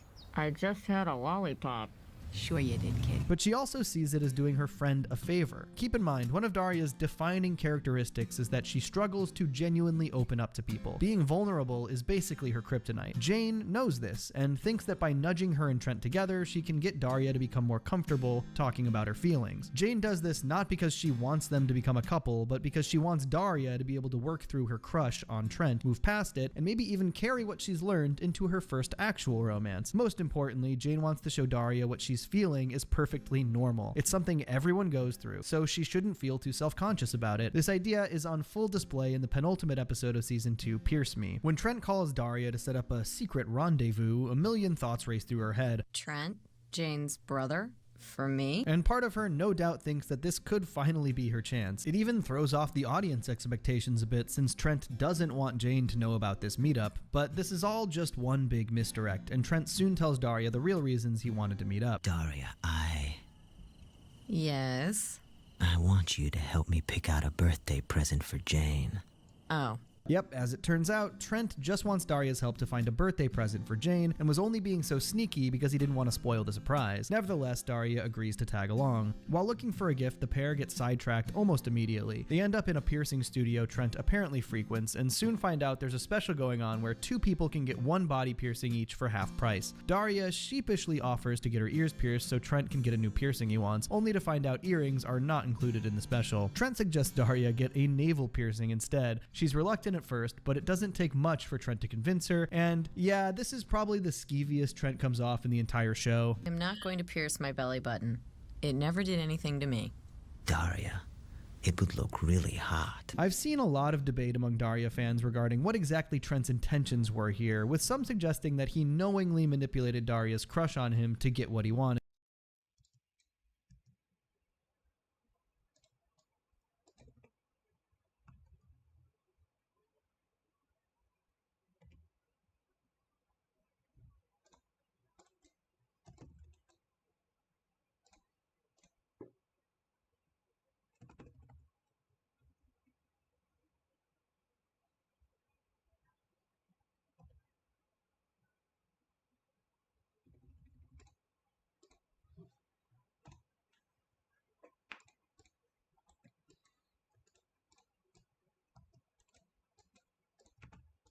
And while this exchange does definitely kind of tip into creepy territory, when you look at the whole episode in context, it's really hard to accuse Trent of being malicious here. For starters, Trent hardly even seems aware of Daria's crush on him most of the time. Daria, if there's one thing I know about my brother, it's that he's oblivious. Later episodes do imply that Trent had some idea of what was going on, but it's never really made clear exactly what he knew or when he knew it. It doesn't help that Trent is pretty aloof, making him kind of hard to read at the best of times. Trent definitely thinks Daria is cool and mature for her age, and he certainly enjoys her company. He probably even thinks there could have been something there if she were older.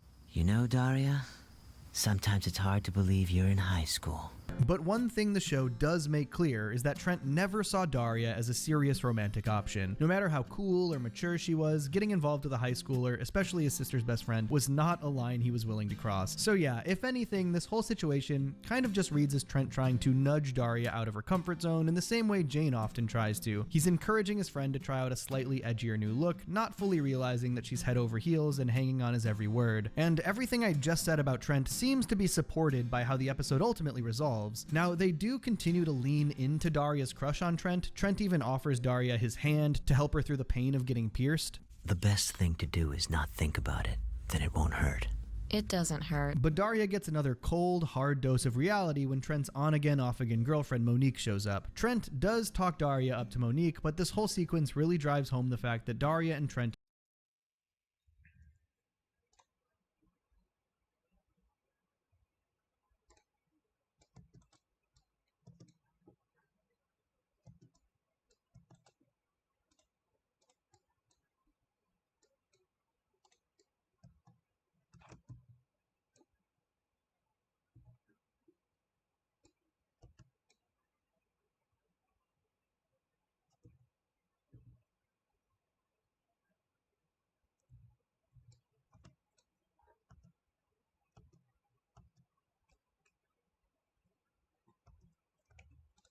just aren't going to be a thing. It reminds us of the age gap between the two and points out that Trent would much rather date someone his own age. Hey, Monique, this is Daria, my kid sister's friend.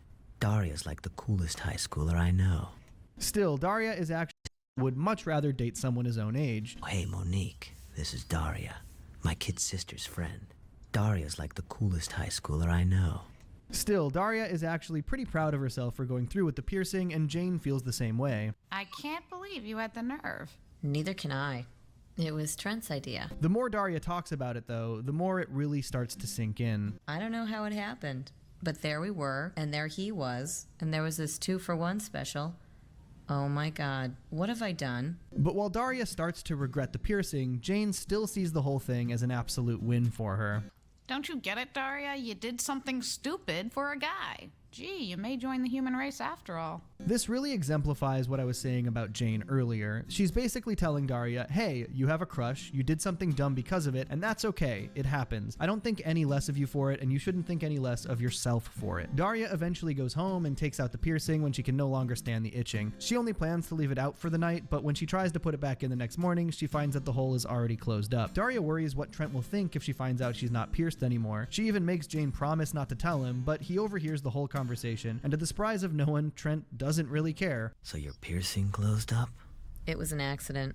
Yeah, that happens a lot. And it doesn't make you a geek, right? Of course not. Arguably, the biggest takeaway from Pierce Me is that Daria isn't immune to the pitfalls of adolescence. She prides herself on not caring what others think about her, but after she gets a piercing to impress a crush, she starts to wonder if her convictions are really as strong as she'd like to believe. This idea is further explored in Through a Lens Darkly, the first episode of season 3, if you're going by production order. In this sort of premiere, Daria's mother Helen encourages her to get contact lenses after she realizes that the thick rims of Daria's glasses are impairing her peripheral vision while driving. Daria initially resists, viewing her mother's reasoning as a Trojan horse. Helen has apparently floated the idea of contacts before, since she thinks ditching the glasses would improve her daughter's self-image. Daria views her glasses as a symbol of her convictions. She believes that by getting contacts, she'd be admitting that she does care what people think about her, which would make her a hypocrite. Daria eventually agrees to give contacts a try, but can't really even make it through the first day after they start to seriously irritate her eyes. She decides to take them out before the school day ends, and since she didn't bring her glasses as a backup, Jane has to guide her on their walk home. Trent only appears one time in this episode, but his words still carry a lot of weight with Daria. Hey Daria,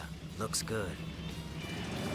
Now watch Watch out for the girl with a red face who's forgotten how to walk. This brief moment likely influenced Daria's next move. The next day, she can't bear to put her contacts back in, but doesn't want to wear her glasses either, so she spends the whole day stumbling around school and bumping into people. Daria eventually retreats to the bathroom, clearly very upset with herself, and Jane tries to talk her down. She tells Daria that it's okay to be a little vain every now and again, and it's normal to care about what others think about you, and that while it's good she has convictions, she's still just a teenager and shouldn't have to hold herself to such a high standard all the time. For God's sake, Daria, who told you had to be a martyr to principle? You're a teenage girl, not Nelson Mandela. He wears glasses. As for Trent, his involvement in this episode is pretty minimal, but the fact that it's such a perfect companion to Pierce Me really makes it feel worth mentioning. Let's get back on topic though. This story reaches its climax, if you can call it that, in the episode Les Miserables. Good title. When Jane and Trent's other siblings all descend upon their house at once, Jane flees to the Morgendorfers. Trent tries to stick it out a bit longer, but soon follows suit, and Daria's reaction to the idea of Trent staying overnight is pretty much exactly what you'd expect. Trent, would you like to stay here tonight? What? As a side note, this episode actually sheds a lot of light on why exactly Trent is the way he is. It was always obvious that Jane and Trent were raised in a pretty neglectful household, something they probably caught the brunt of on account of being the two youngest siblings. In fact, Jane and Trent seem to be the only two members of the Lane family who actually take care of each other, even if Jane is definitely the one doing the heavy lifting. Where are you going? Who are you, Mom? No, Mom would never ask where you're going. Exactly. When Trent gets in trouble with Daria's parents, Mom would definitely the one doing the heavy lifting. Where are you going? Who are you, Mom? No, Mom would never ask where you're going. Exactly. When Trent gets in trouble with Daria's parents for breaking curfew, he admits that he never had any real parental structure in his life. Trent also seems acutely aware of the fact that this overly lax upbringing is the reason he lacks any kind of self-discipline. I'm sorry I broke the rules. We don't really have any rules at our house. We even find out that when Trent was younger, he once spent 6 whole months living in a tent in the backyard. His parents did nothing about this, as his mom assumed he just liked it better out there. In reality, Trent spent the entire time just waiting for someone to invite him back into the house, but no one ever did. The only person who seemed to pay him any mind was Jane, who was in charge of bringing him food. In a similar vein, we also learn that Jane and Trent's older sister, Summer, was once allowed to eat nothing but Pez candies for a whole year. It's honestly amazing the Lanes never lost custody of their kids. Anyway, while Daria is nervous when Trent comes to stay over, she manages to keep her cool and even jokes around with him a bit. Huckleberry Hound was much more of a joiner. Yeah, loser. But reality rears its ugly head one more time when Trent leaves the house for a date with Monique. This upsets Daria, but also serves as the catalyst for her getting over her crush on Trent. Taking some advice from her sister Quinn, Daria partakes in a thought experiment where she imagines what a future with Trent would be like, and it's not a flattering picture. In this fantasy, Daria is a scientist working double shifts to support Trent and their son. Trent, meanwhile, is still a lazy burnout who contributes absolutely nothing to the household. Daria and Trent never even officially got married because Trent overslept on their wedding day. But I'm not giving up. I'm determined to lie here on the couch until things turn around. It's here Daria realizes something important. Even if the legality of a romance with Trent wasn't in question, there's still the issue of compatibility. Daria may be attracted to Trent's looks and attitude, but his lifestyle is something she just wouldn't be able to endure as his partner. And at first, this seems to do the trick. You okay there, sister-in-law?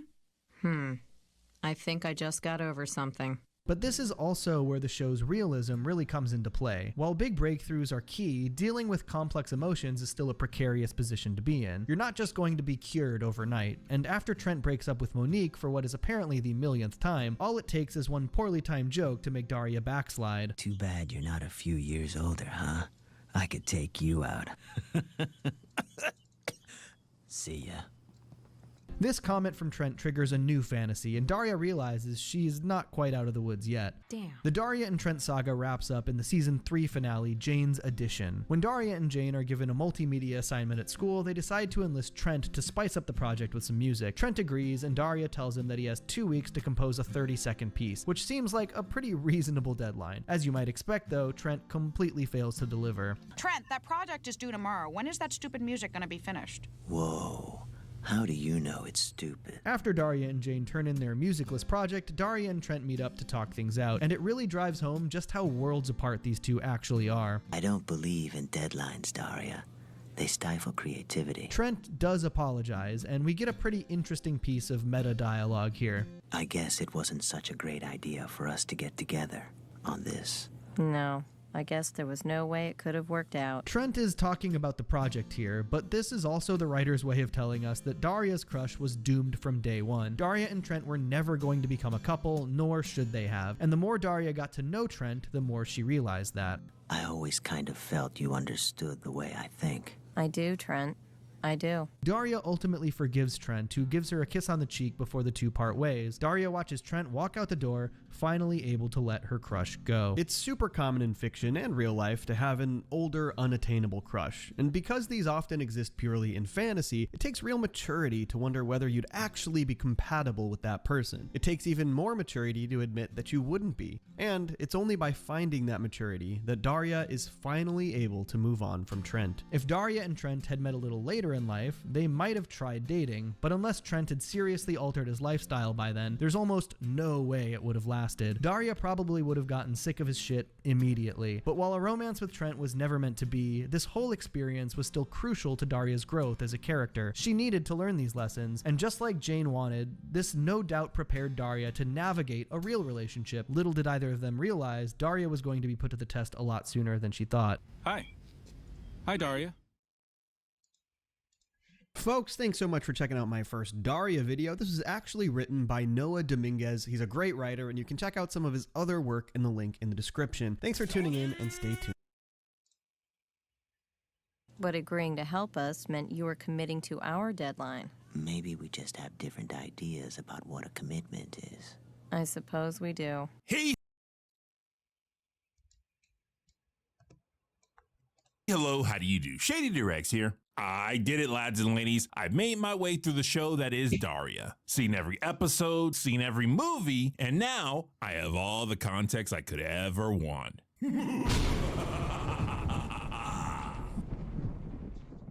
Anyway, since I'm done with this series, there's some business that needs taken care of. Today we're looking at the episode Jane's Addition. Not only is it a season finale, not only is it one of the most pivotal episodes of Daria, but it also has the reason I wanted to review this show in the first place. For there is a specific scene I've been waiting almost a year to talk about. The episode starts at Lawndale High, where Mr. O'Neill is giving a lecture about the history of entertainment. The message a piece of writing delivers is influenced by the medium in which it is conveyed. But today's progressive communicators ask, why stop at just medium? Wait, is he talking about video making? Media.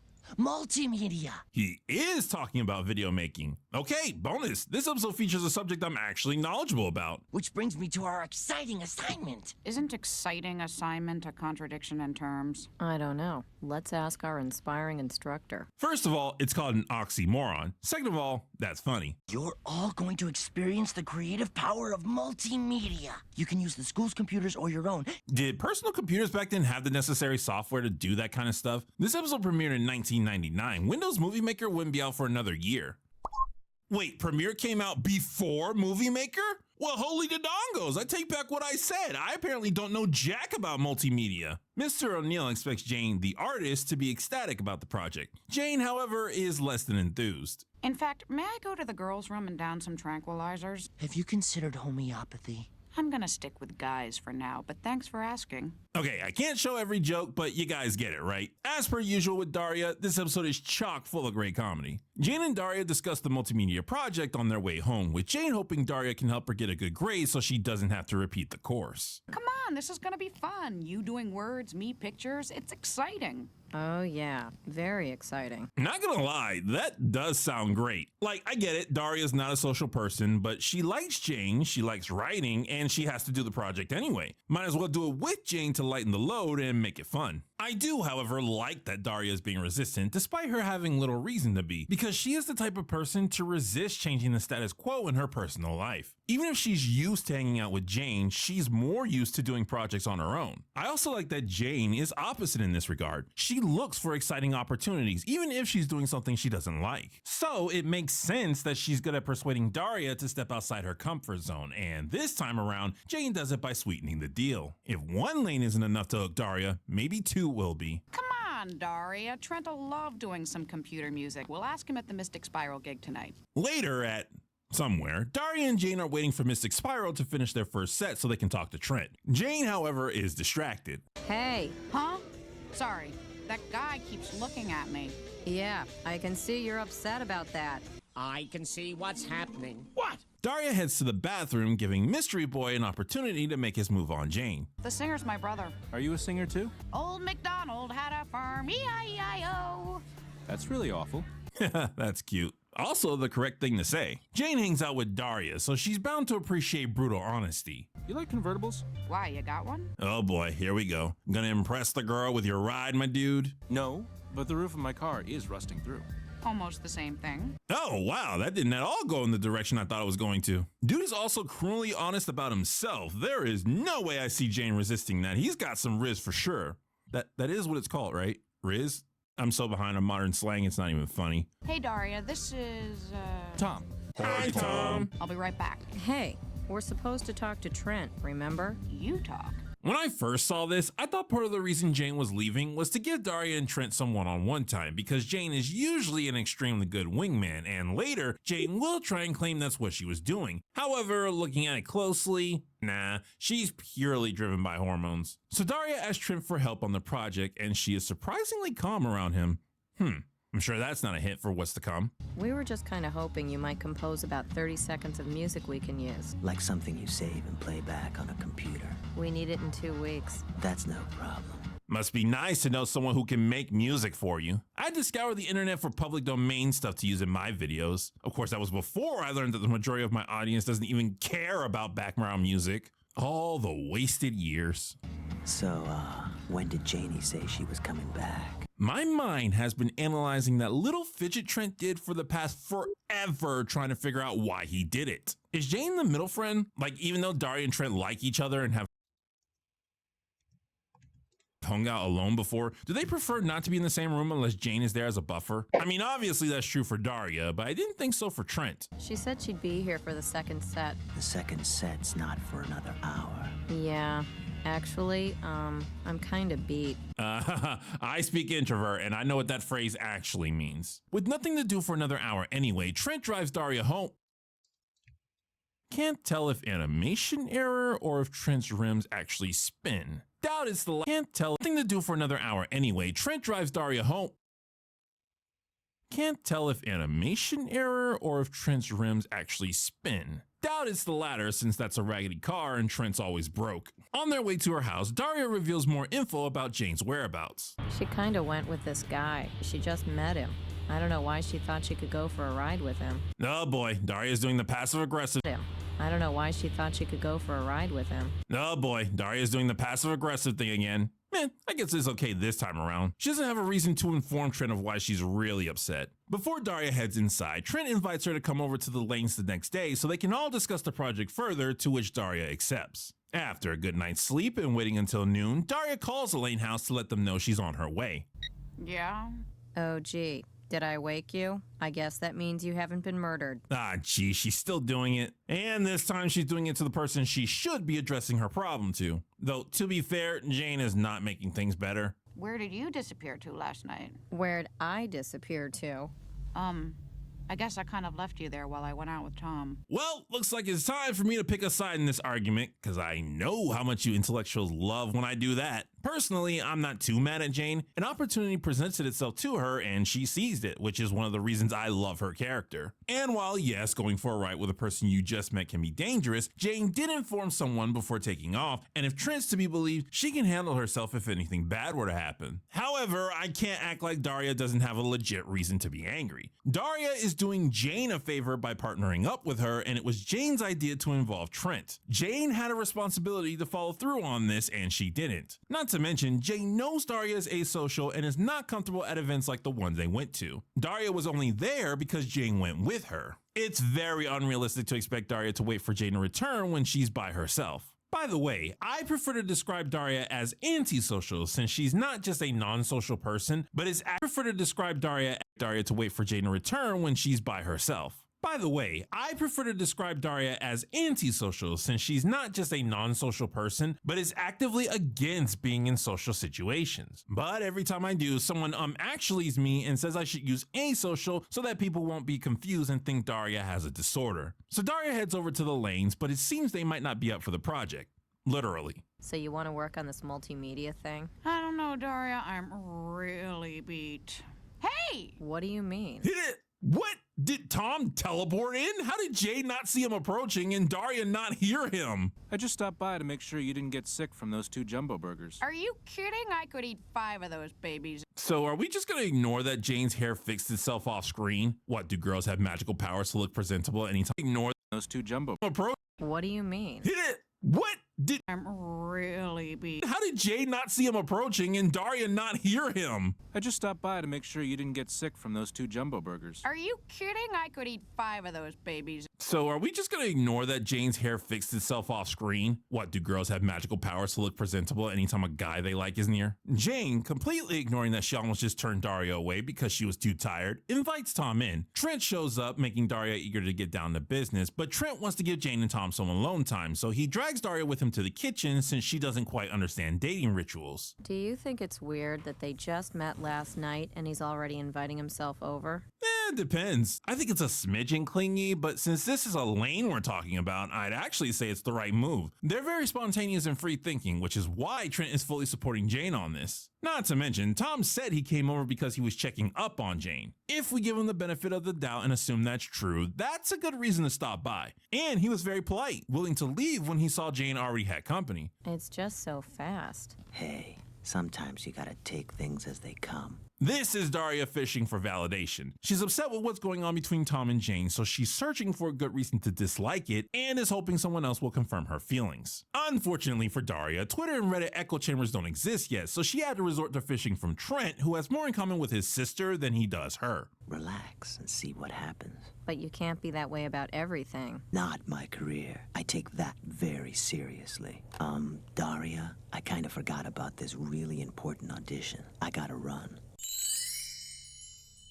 A good couple of days pass and we see Daria and Jane discussing the progress of their project. The script is done, the visuals are almost complete, and the music is still a work in progress. From their conversation, we learn that Jane's been spending a lot more time with Tom and a lot less time with Daria. You really don't like him, do you? It's not him I don't like. It's you going gaga over this guy you just met. I'm not gaga. The term gaga is being used differently by you two. Jane gets attached to people she likes at a much quicker pace than Daria does. Actually, Daria almost never gets attached to anyone, period. Jane's behavior of spending more time with this guy probably isn't gaga from her perspective, but from Daria's it is. Though don't get it twisted, Daria is still hiding the real reason she's upset. Jane lets Daria know that Tom is hanging out with his friends that night, so she and Daria will have plenty of time to hang out. The two meet up at their usual pizza place with plans to go to a movie after. Then when we come back here for more pizza, there'll be a new crowd who didn't see the 2 pies we've already eaten. I miss the days of teenagedom when I could scarf down 3 pies with no consequences. Now, I can't even look at junk food without qualifying to be a sumo wrestler. Thus preserving our reputation for having bird-like appetites. Hey.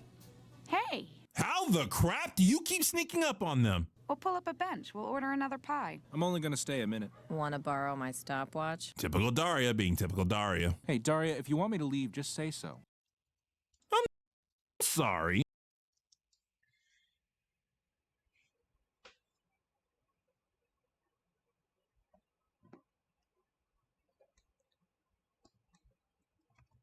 Was that a direct and appropriate retort to Daria's rudeness? I thought we were going to see a movie. What movie? It's called The Big Chick Movie that appeals only to girls. Hey, Daria, did I say I wanted to go to the movie with you? I am shocked. I mean, usually only Helen gives Daria this type of feedback. I don't see how anyone could resist an evening with you. But just on a crazy whim, I think I'll go home and watch TV by myself. Oh, goodness, thank you! Holy dongos, that was cathartic. Okay, look, I think I made it clear that I like Daria. She's very entertaining, but good golly, oh Molly, is she unnecessarily antagonistic. The girl is constantly saying impolite things that she knows will tick people off, but almost everyone is either too dumb to realize what she's saying or too reserved and polite to give her feedback on the same level. Tom is one of the few people I've seen who just flat out tells her that she's unpleasant and he doesn't have to take it, probably because he's just as brutally honest as she is. And before anyone gets angry at me, the show is very much aware that Daria is this way. It's one of her main character flaws that's been pointed out in various episodes. It's just that you see her talk to people like this without getting a realistic response way too many times. Tom is really a breath of fresh air to those who want Daria to face consequences. Oh, and we're not even done, because this time around, even Jane's not tolerating what Daria just said. Are you trying to get into the obnoxious Hall of Fame or something? Go ahead. Go after him. go for a ride. Daria, have you lost your mind? The real problem is showing itself, Jane, but I don't blame you for not seeing it. Daria is not making this easy. So Daria leaves a confused Jane to spend the evening by herself. The next day, Daria comes over to Jane's house to check on the project, and the tension has not died down. Look, my language arts grade is not in question. I mean, if we do badly, you're the one taking the class again. And the word for today, boys and girls, is deflection. Daria doesn't want to address the actual problem she's having, so she justifies her actions by focusing on the school project. This whole episode is filled with Daria deflecting. It's kind of her shtick. This time, however, Jane's not letting her off easy. Why didn't you just call? I felt like taking a walk. Hey, can I get some eye contact here? And I suppose we'll just pretend last night never happened. While the girls are in the middle of fighting, Trent decides to demonstrate the concept of being in the wrong place at the wrong time. 30 lousy seconds of music, Trent. Can't you for once in your life finish something within a month of starting it? You guys are acting really weird. Deadbeat. Screw up. Yep, everything's Trent's fault. No way you guys are actually using him to vent your emotions that you actually feel about each other. That's just crazy talk. Later, we see Tom approaching Daria on her way home. Wow, I can see why Jane wanted to ride in this car. A gas tank that could blow at any minute, she couldn't resist. Good one. Okay, Daria, now you're in denial. That was your exact type of humor. Tom tells Daria that while she has no obligation to like him, for Jane's sake, they should try to get along. So you hating me puts her in a very awkward position. I don't hate you. I don't even know you. Oh, if only hating worked that way. As a person on the internet, I can tell you from experience that it is absolutely possible for people to hate you without ever knowing you. But I'm not gonna sit by while you take my friend away. Oh goodness, finally, the truth comes out. And she said it so casually too. Daria has abandonment issues, at least when it comes to Jane, which when you think about it, makes complete sense. Jane is Daria's only friend that she's had throughout her entire life, not counting Ted. She is literally the one person Daria is comfortable around and actively not counting Ted. She is literally the one person Daria is comfortable around and actively wants to spend more time with. The possibility of someone removing Jane from her life must be a devastating thought for her. Now, I'm not saying that justifies her actions, but it certainly does explain them. Asocial introverts have the reputation of wanting to be alone. However, it's a bit misleading. See, introverts do want meaningful relationships. After all, they're humans and humans are social creatures.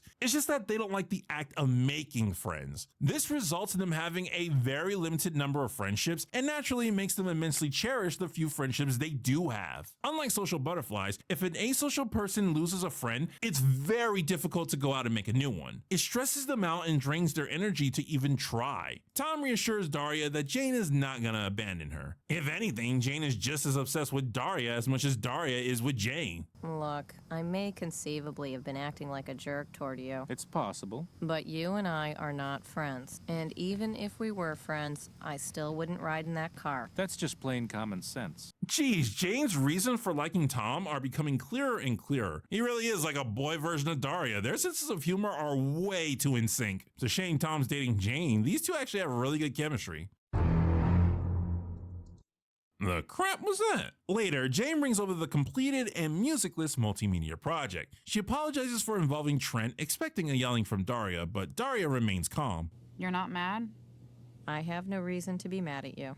Is there a word for passive aggression, but like for being nice? Even more later, we see various multimedia projects being turned in. If you have a goal to reach, school sports will help you achieve it. Well, thank you, Kevin and Brittany, for that clever presentation on the benefits of team sports. Judging by that tone, you don't sound too impressed, Mr. O'Neill. I want to remind everyone that these are high schoolers with 90s technology and no experience making videos on home computers. With a 2-week deadline, plus the fact that they've got other stuff going on in their lives, Brittany and Kevin's project is actually really impressive. Daria and Jane present their project, also getting a lukewarm response. Well, that was weird. Thank God we never have to go back to that freak show. Well... Seriously, O'Neill, I'm gonna need you to lower those standards. A high schooler with no experience could make that today and I'd be impressed.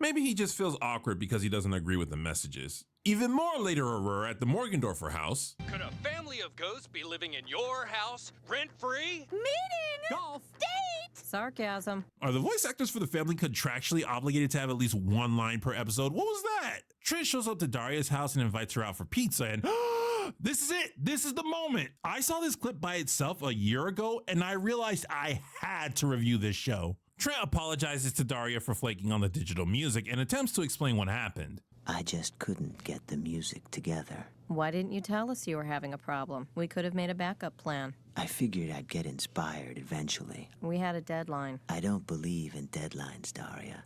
They stifle creativity. OM goodness, I can't remember the last time I saw a clip that so perfectly represents what happens in my brain. See, the conversation that Daria and Trent are having is one that I have with myself constantly. When you're doing something artistic, a good chunk of its quality comes from your creativity. Creativity, however, isn't always consistent. Sometimes you find yourself stuck trying to think of an idea or a way of doing things or any number of problems that you need to work through. And you're trying to find an opening line or a brilliant idea and you're pacing the floor. I talked about this before when it comes to me and making videos. Quite frequently, they take longer than I like to make because I'm not always in a creative mindset. And if I'm not in a creative mindset, I can't think of quality scripts. Or maybe I can, but I'm having trouble discerning their value. But guess what? Deadlines don't care if you can get yourself into the groove or not. But Shady, you're an entrepreneur with no boss. Don't you have unlimited time to finish your projects? Sure, but being your own boss doesn't mean you don't have deadlines. It just means that you decide when those deadlines are. And you better come up with something to meet those deadlines or else opportunities are going to pass you by. In my line of work, for example, go too long between posting videos and that algorithm is not going to be as friendly to you as it could be. So in the end, you have to make a choice. Do you release whatever you can to keep the deadline and seize your opportunity, or do you postpone it, hoping that creative spark will come soon enough and the finished product will be worth it? Now, in regards to Daria and Trent's case specifically, I'm definitely siding with Daria here. Trent was working for other people. It doesn't matter how he personally feels, he committed himself to their timetable and should have communicated with them that he couldn't meet it. But while he was in the wrong, at the same time, I am empathetic to his perspective. I guess it wasn't such a great idea for us to get together on this. No, I guess there was no way it could have worked out. Oh yeah, that's right. This moment was also where the ship of Trent and Daria officially died. Daria has gotten over her crush of Trent one or two times before, but this time she can see that they're just not compatible. And honestly, I don't think her romantic feelings were necessarily one-sided. It's too bad, Daria. I always kind of felt you understood the way I think. Trent has also said in the past that if Daria were older, he'd definitely ask her out. Of course, in today's age, you can't put something like that in a show without being accused of the G word. Point being, there's quite a bit of evidence to suggest Trent did have feelings for Daria that he's letting go of, the same way she's letting go of her feelings for him. See you around. See ya. See that? That's the kiss you give when it's over.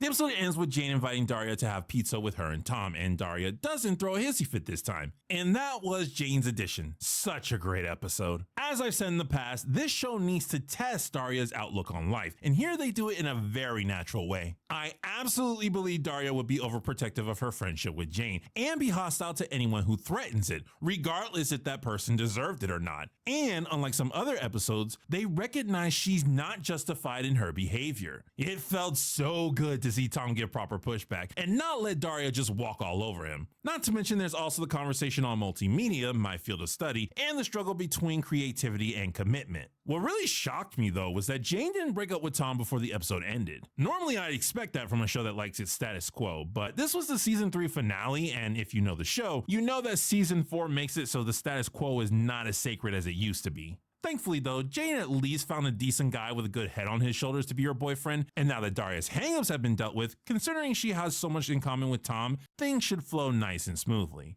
Previously on Shady Durags. The next scene shows Daria and her boyfriend. Daria and her boyfriend. Daria and her boyfriend. Yep, nice and smoothly. Wait a minute. Was that a smile I just saw? A twitch.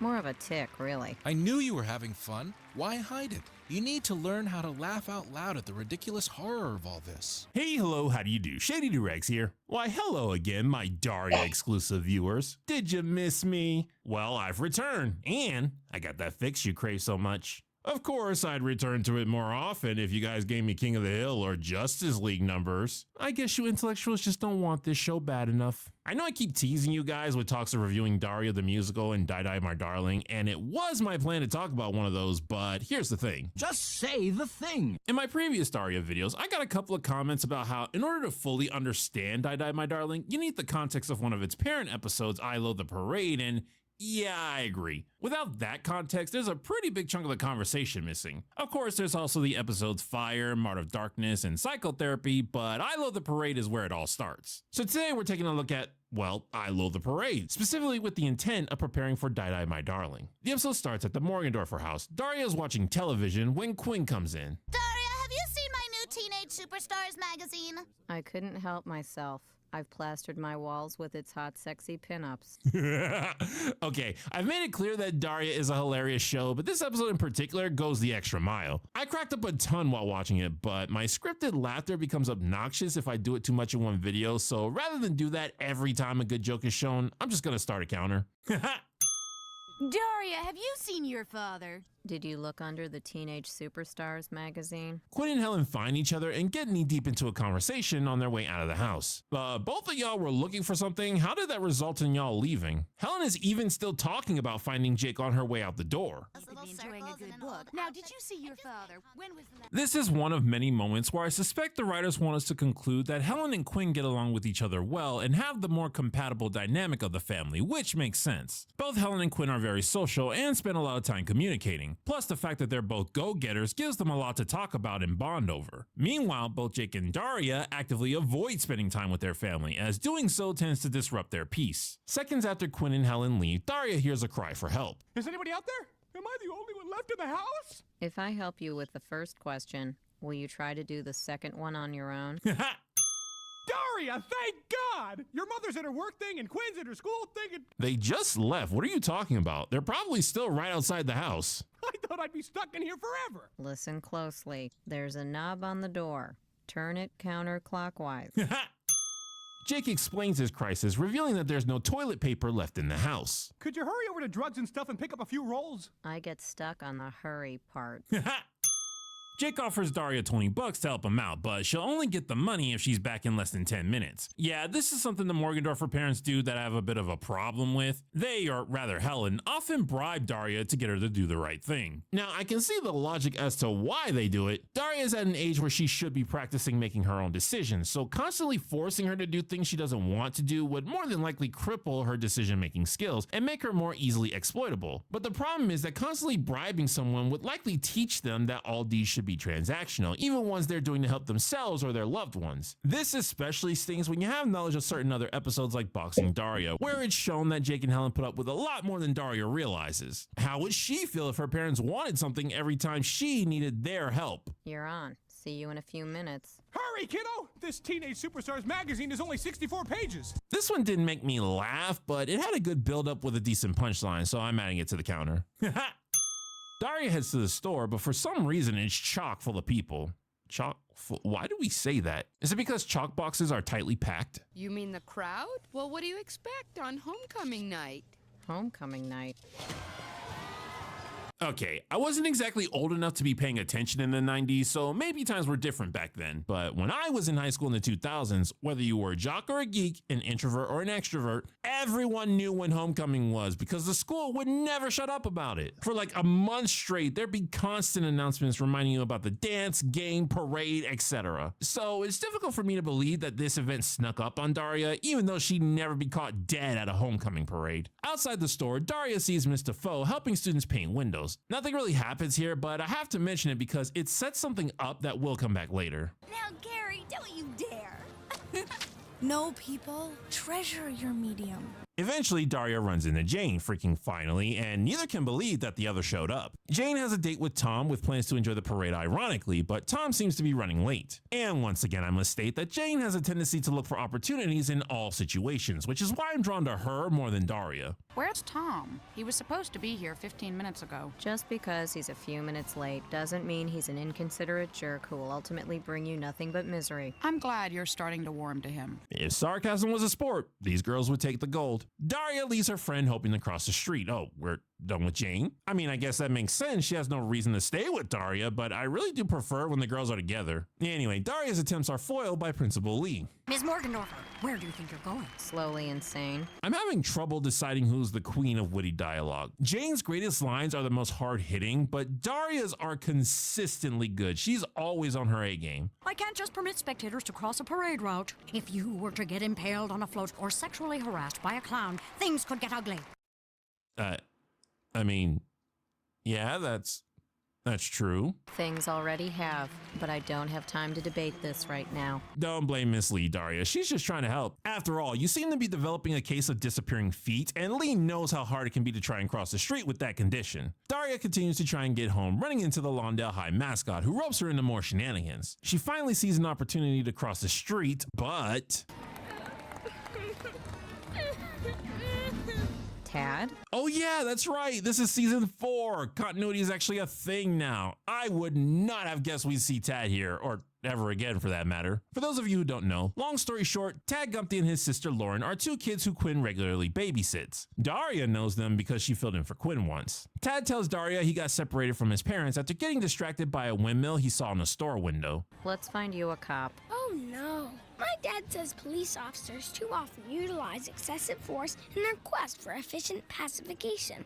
Some things never change. Given how the Gumptys think and act, one would think they'd have a pro-police outlook. Won't you stay with me, Daria? Much to my surprise, my conscience tells me I should help you find your parents. That's called maternal instincts, Daria. You can be asocial and accept bribes all you want, but that nagging Jiminy Cricket just won't let you abandon a child in need, especially when you know. While searching for Tad's parents, Daria comes across Tom. Geez, a lot of characters in this episode. Naturally, the two start talking about Jane and come to realize that there was a misunderstanding about where Tom was supposed to meet her. I guess it was just a big misunderstanding. That's what Paul Pod said. He didn't mean to kill 2 million people. He only wanted to scare them. Would you look at that? Anyway, who's this? Tad. Hiya, Tad.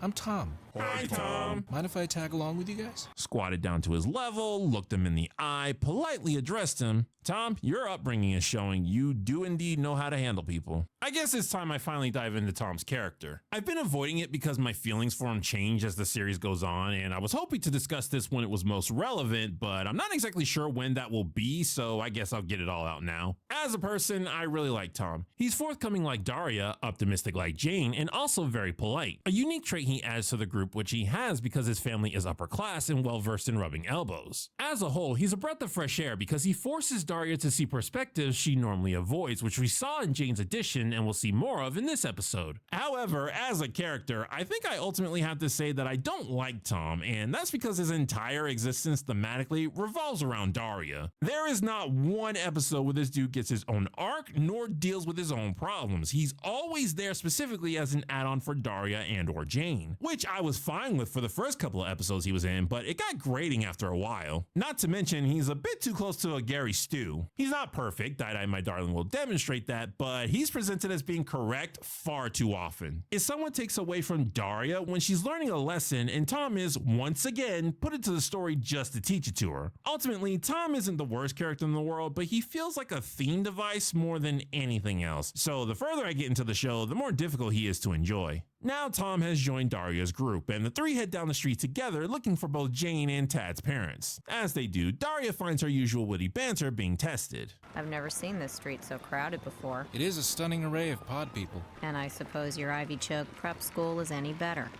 Wait a minute, was I just defending Lawndale? You know, I think you were. Would that be defending? She didn't say Lawndale was good, just that another place is likely just as bad. I'm not sure about that one. Tom suggests that hopping a float would help with searching. Of course, the asocial, introverted, and athletically challenged Daria hates this idea. You gotta embrace the nightmare. I know that you and Jane see this whole thing as a big joke, but that's not me. All this waving is making my arm tired. Isn't there something else we can do? Must think masculine thoughts. There was until someone handed out all our headshots at once. Must not let audience know that I like these outfits. I didn't mean to. Oh, I should have paced myself better. They love these hairstyles. Queen, isn't that your relative or whatever walking toward us? Oh no. Daria and the gang successfully hop Quinn's float, but as soon as they get up there, the fashion club want to give Daria a makeover, causing her to lose her toilet paper. Call them off, or I start hugging you. You wouldn't dare! That product was tested on bunnies and kitties. It was? Duh, that's why we use it.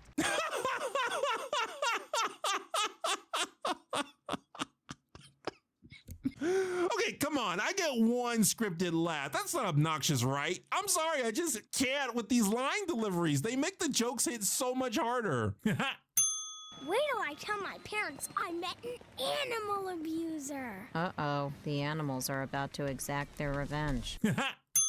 Tom steps in and does the gentleman thing, standing up for Daria and shooing the mascot away. And to his surprise, Daria actually likes this. And then, through a series of unfortunate events, a parade float explodes.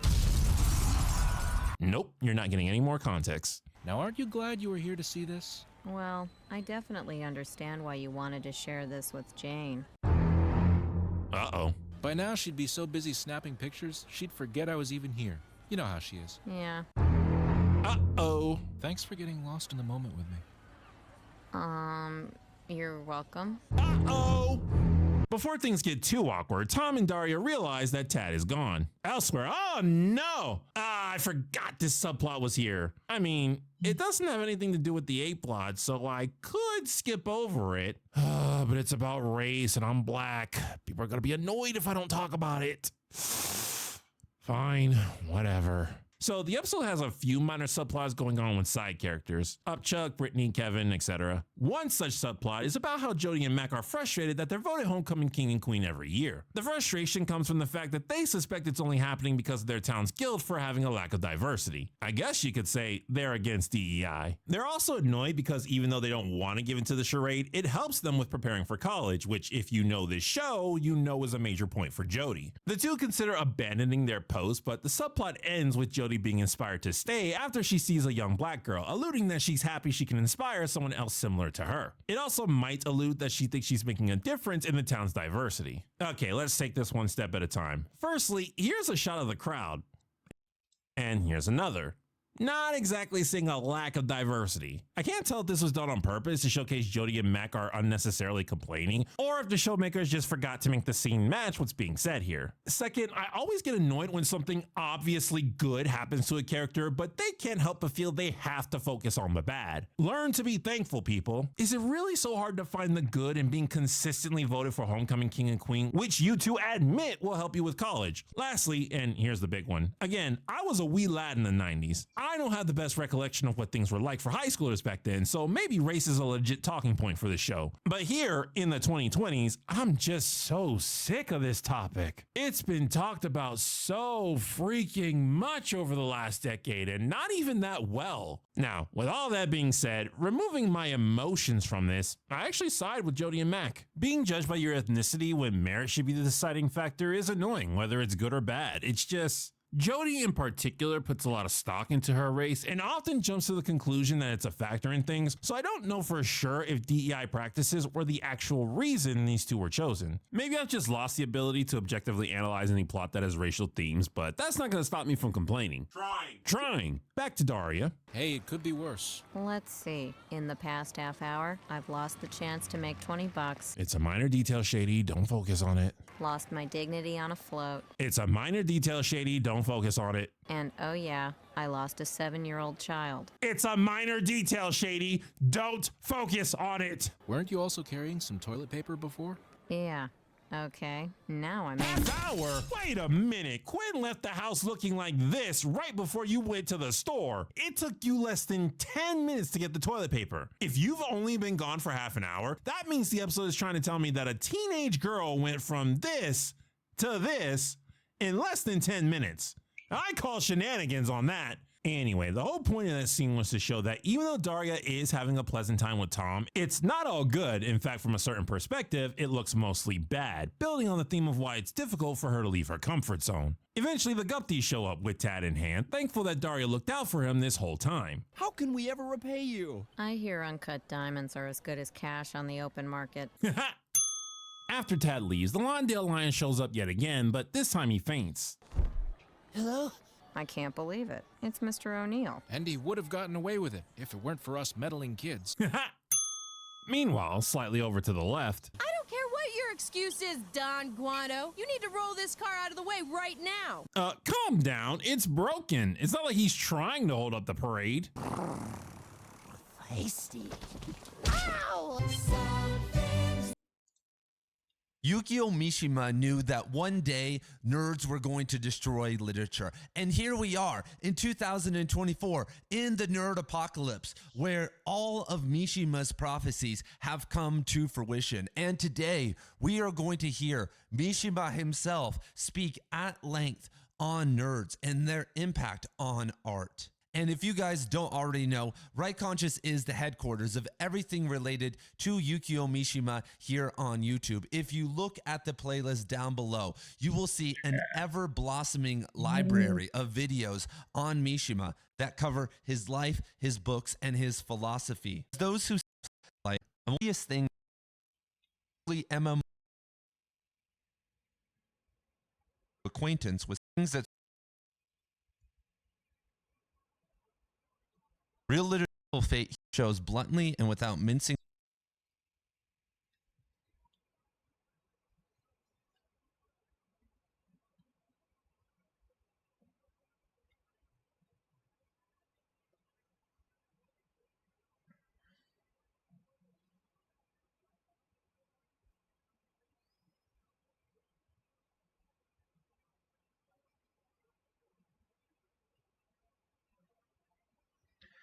words how full of frightful fate human beings are. However, it does not do so with frightening and threatening tricks like the exhibits at an amusement park haunted house. It teaches through extremely beautiful writing and description full of captivating charm that in this life an irredeemable evil lurks at the bottom of the human nature. And the better the literature is, the more painstakingly and insistently it teaches that mankind is irredeemable. And although religion is the next step if one seeks goals in life in it, good literature brings one to the most frightful precipice and abandons one there without bridging to the realm of religion. Consequently, those who awaken to the aforementioned life novels are rather better off, and those who come into contact with that frightful first-rate literature and are brought to the sheer precipice would be rather better off if they were able to create such literature with the powers of similar talents of their own. But without those powers and without even making any effort,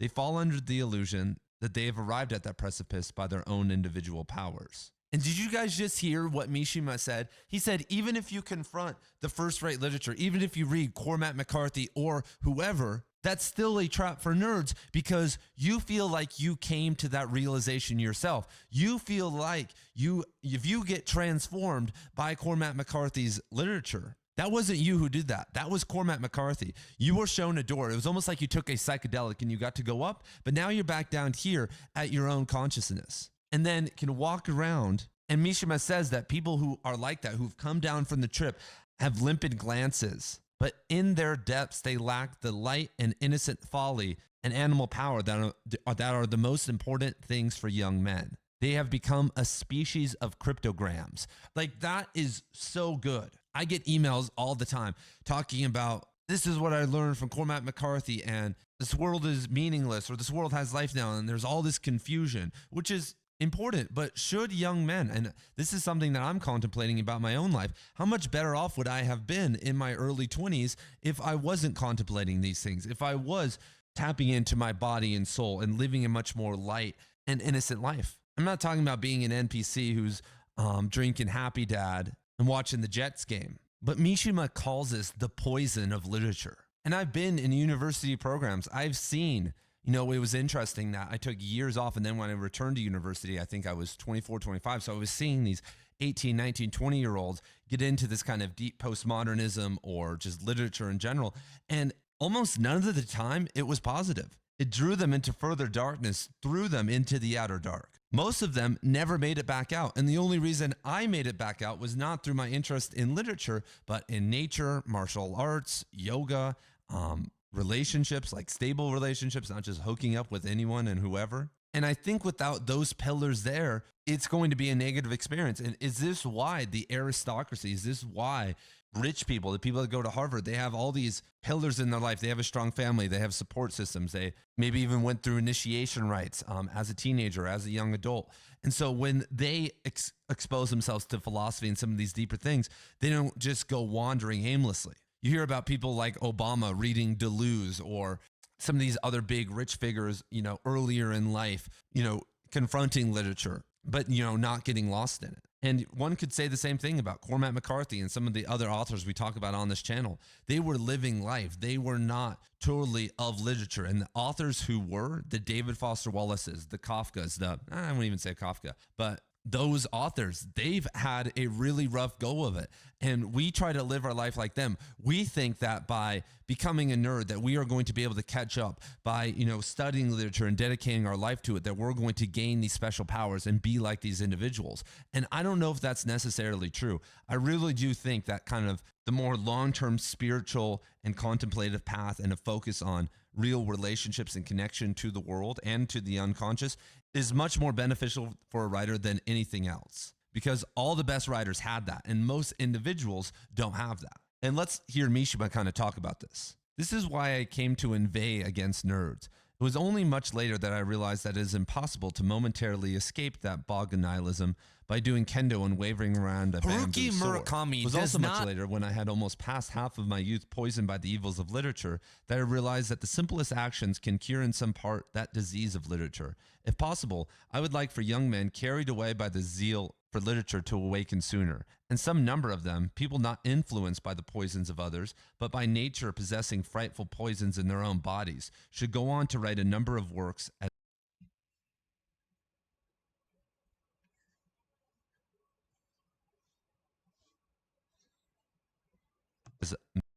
men of letters.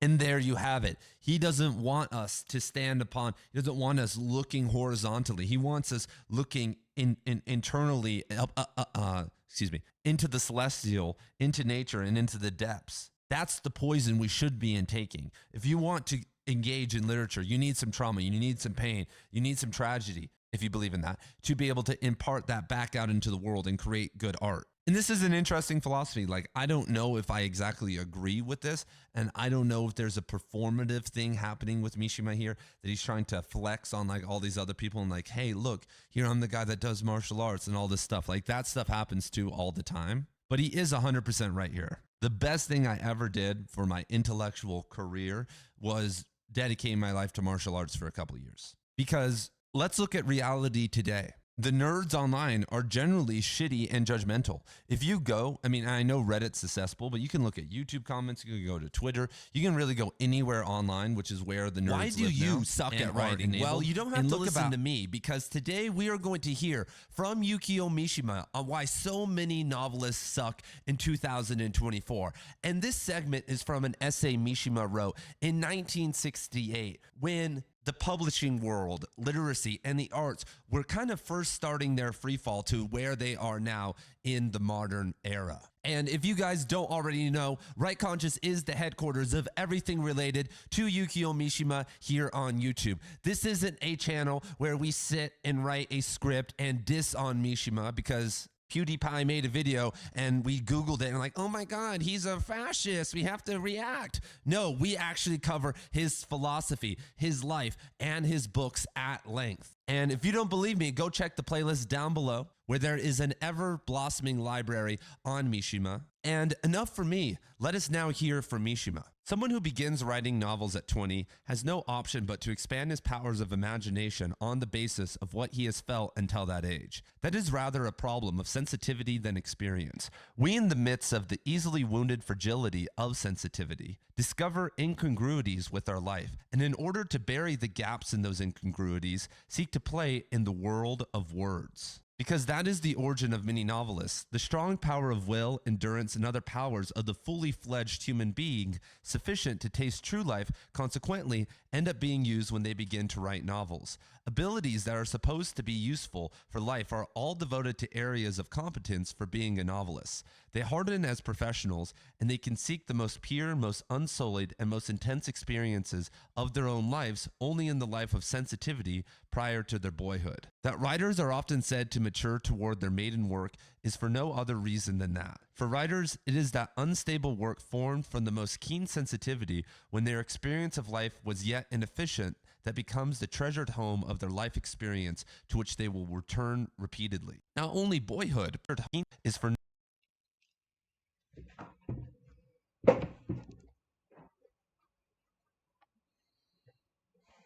no other reason than that. For writers, it is that unstable work formed from the most keen sensitivity when their experience of life was yet inefficient that becomes the treasured home of their life experience to which they will return repeatedly. Not only boyhood, but also infancy is a treasured home for writers. There, life is not an experience, but merely a dream. Not reason, but merely sensitivity. They also evade the receptor as sort of say, that's what shit. Their pants.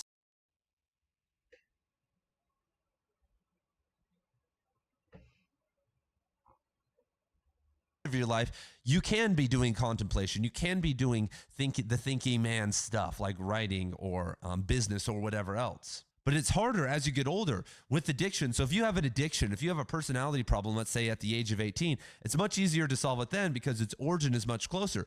But if you play around and don't solve that, and it's very hard to actually solve addictions when you're in the creative world. There's a great book called Witness the Fire, Creativity and the Veil of Addiction. And it talks about why most creative people are addicts and how they kind of connect and how you kind of have to take a break from creativity to solve a lot of addictions because it kind of taps in to the kind of same system of fantasy that addicts function in. And so if you are now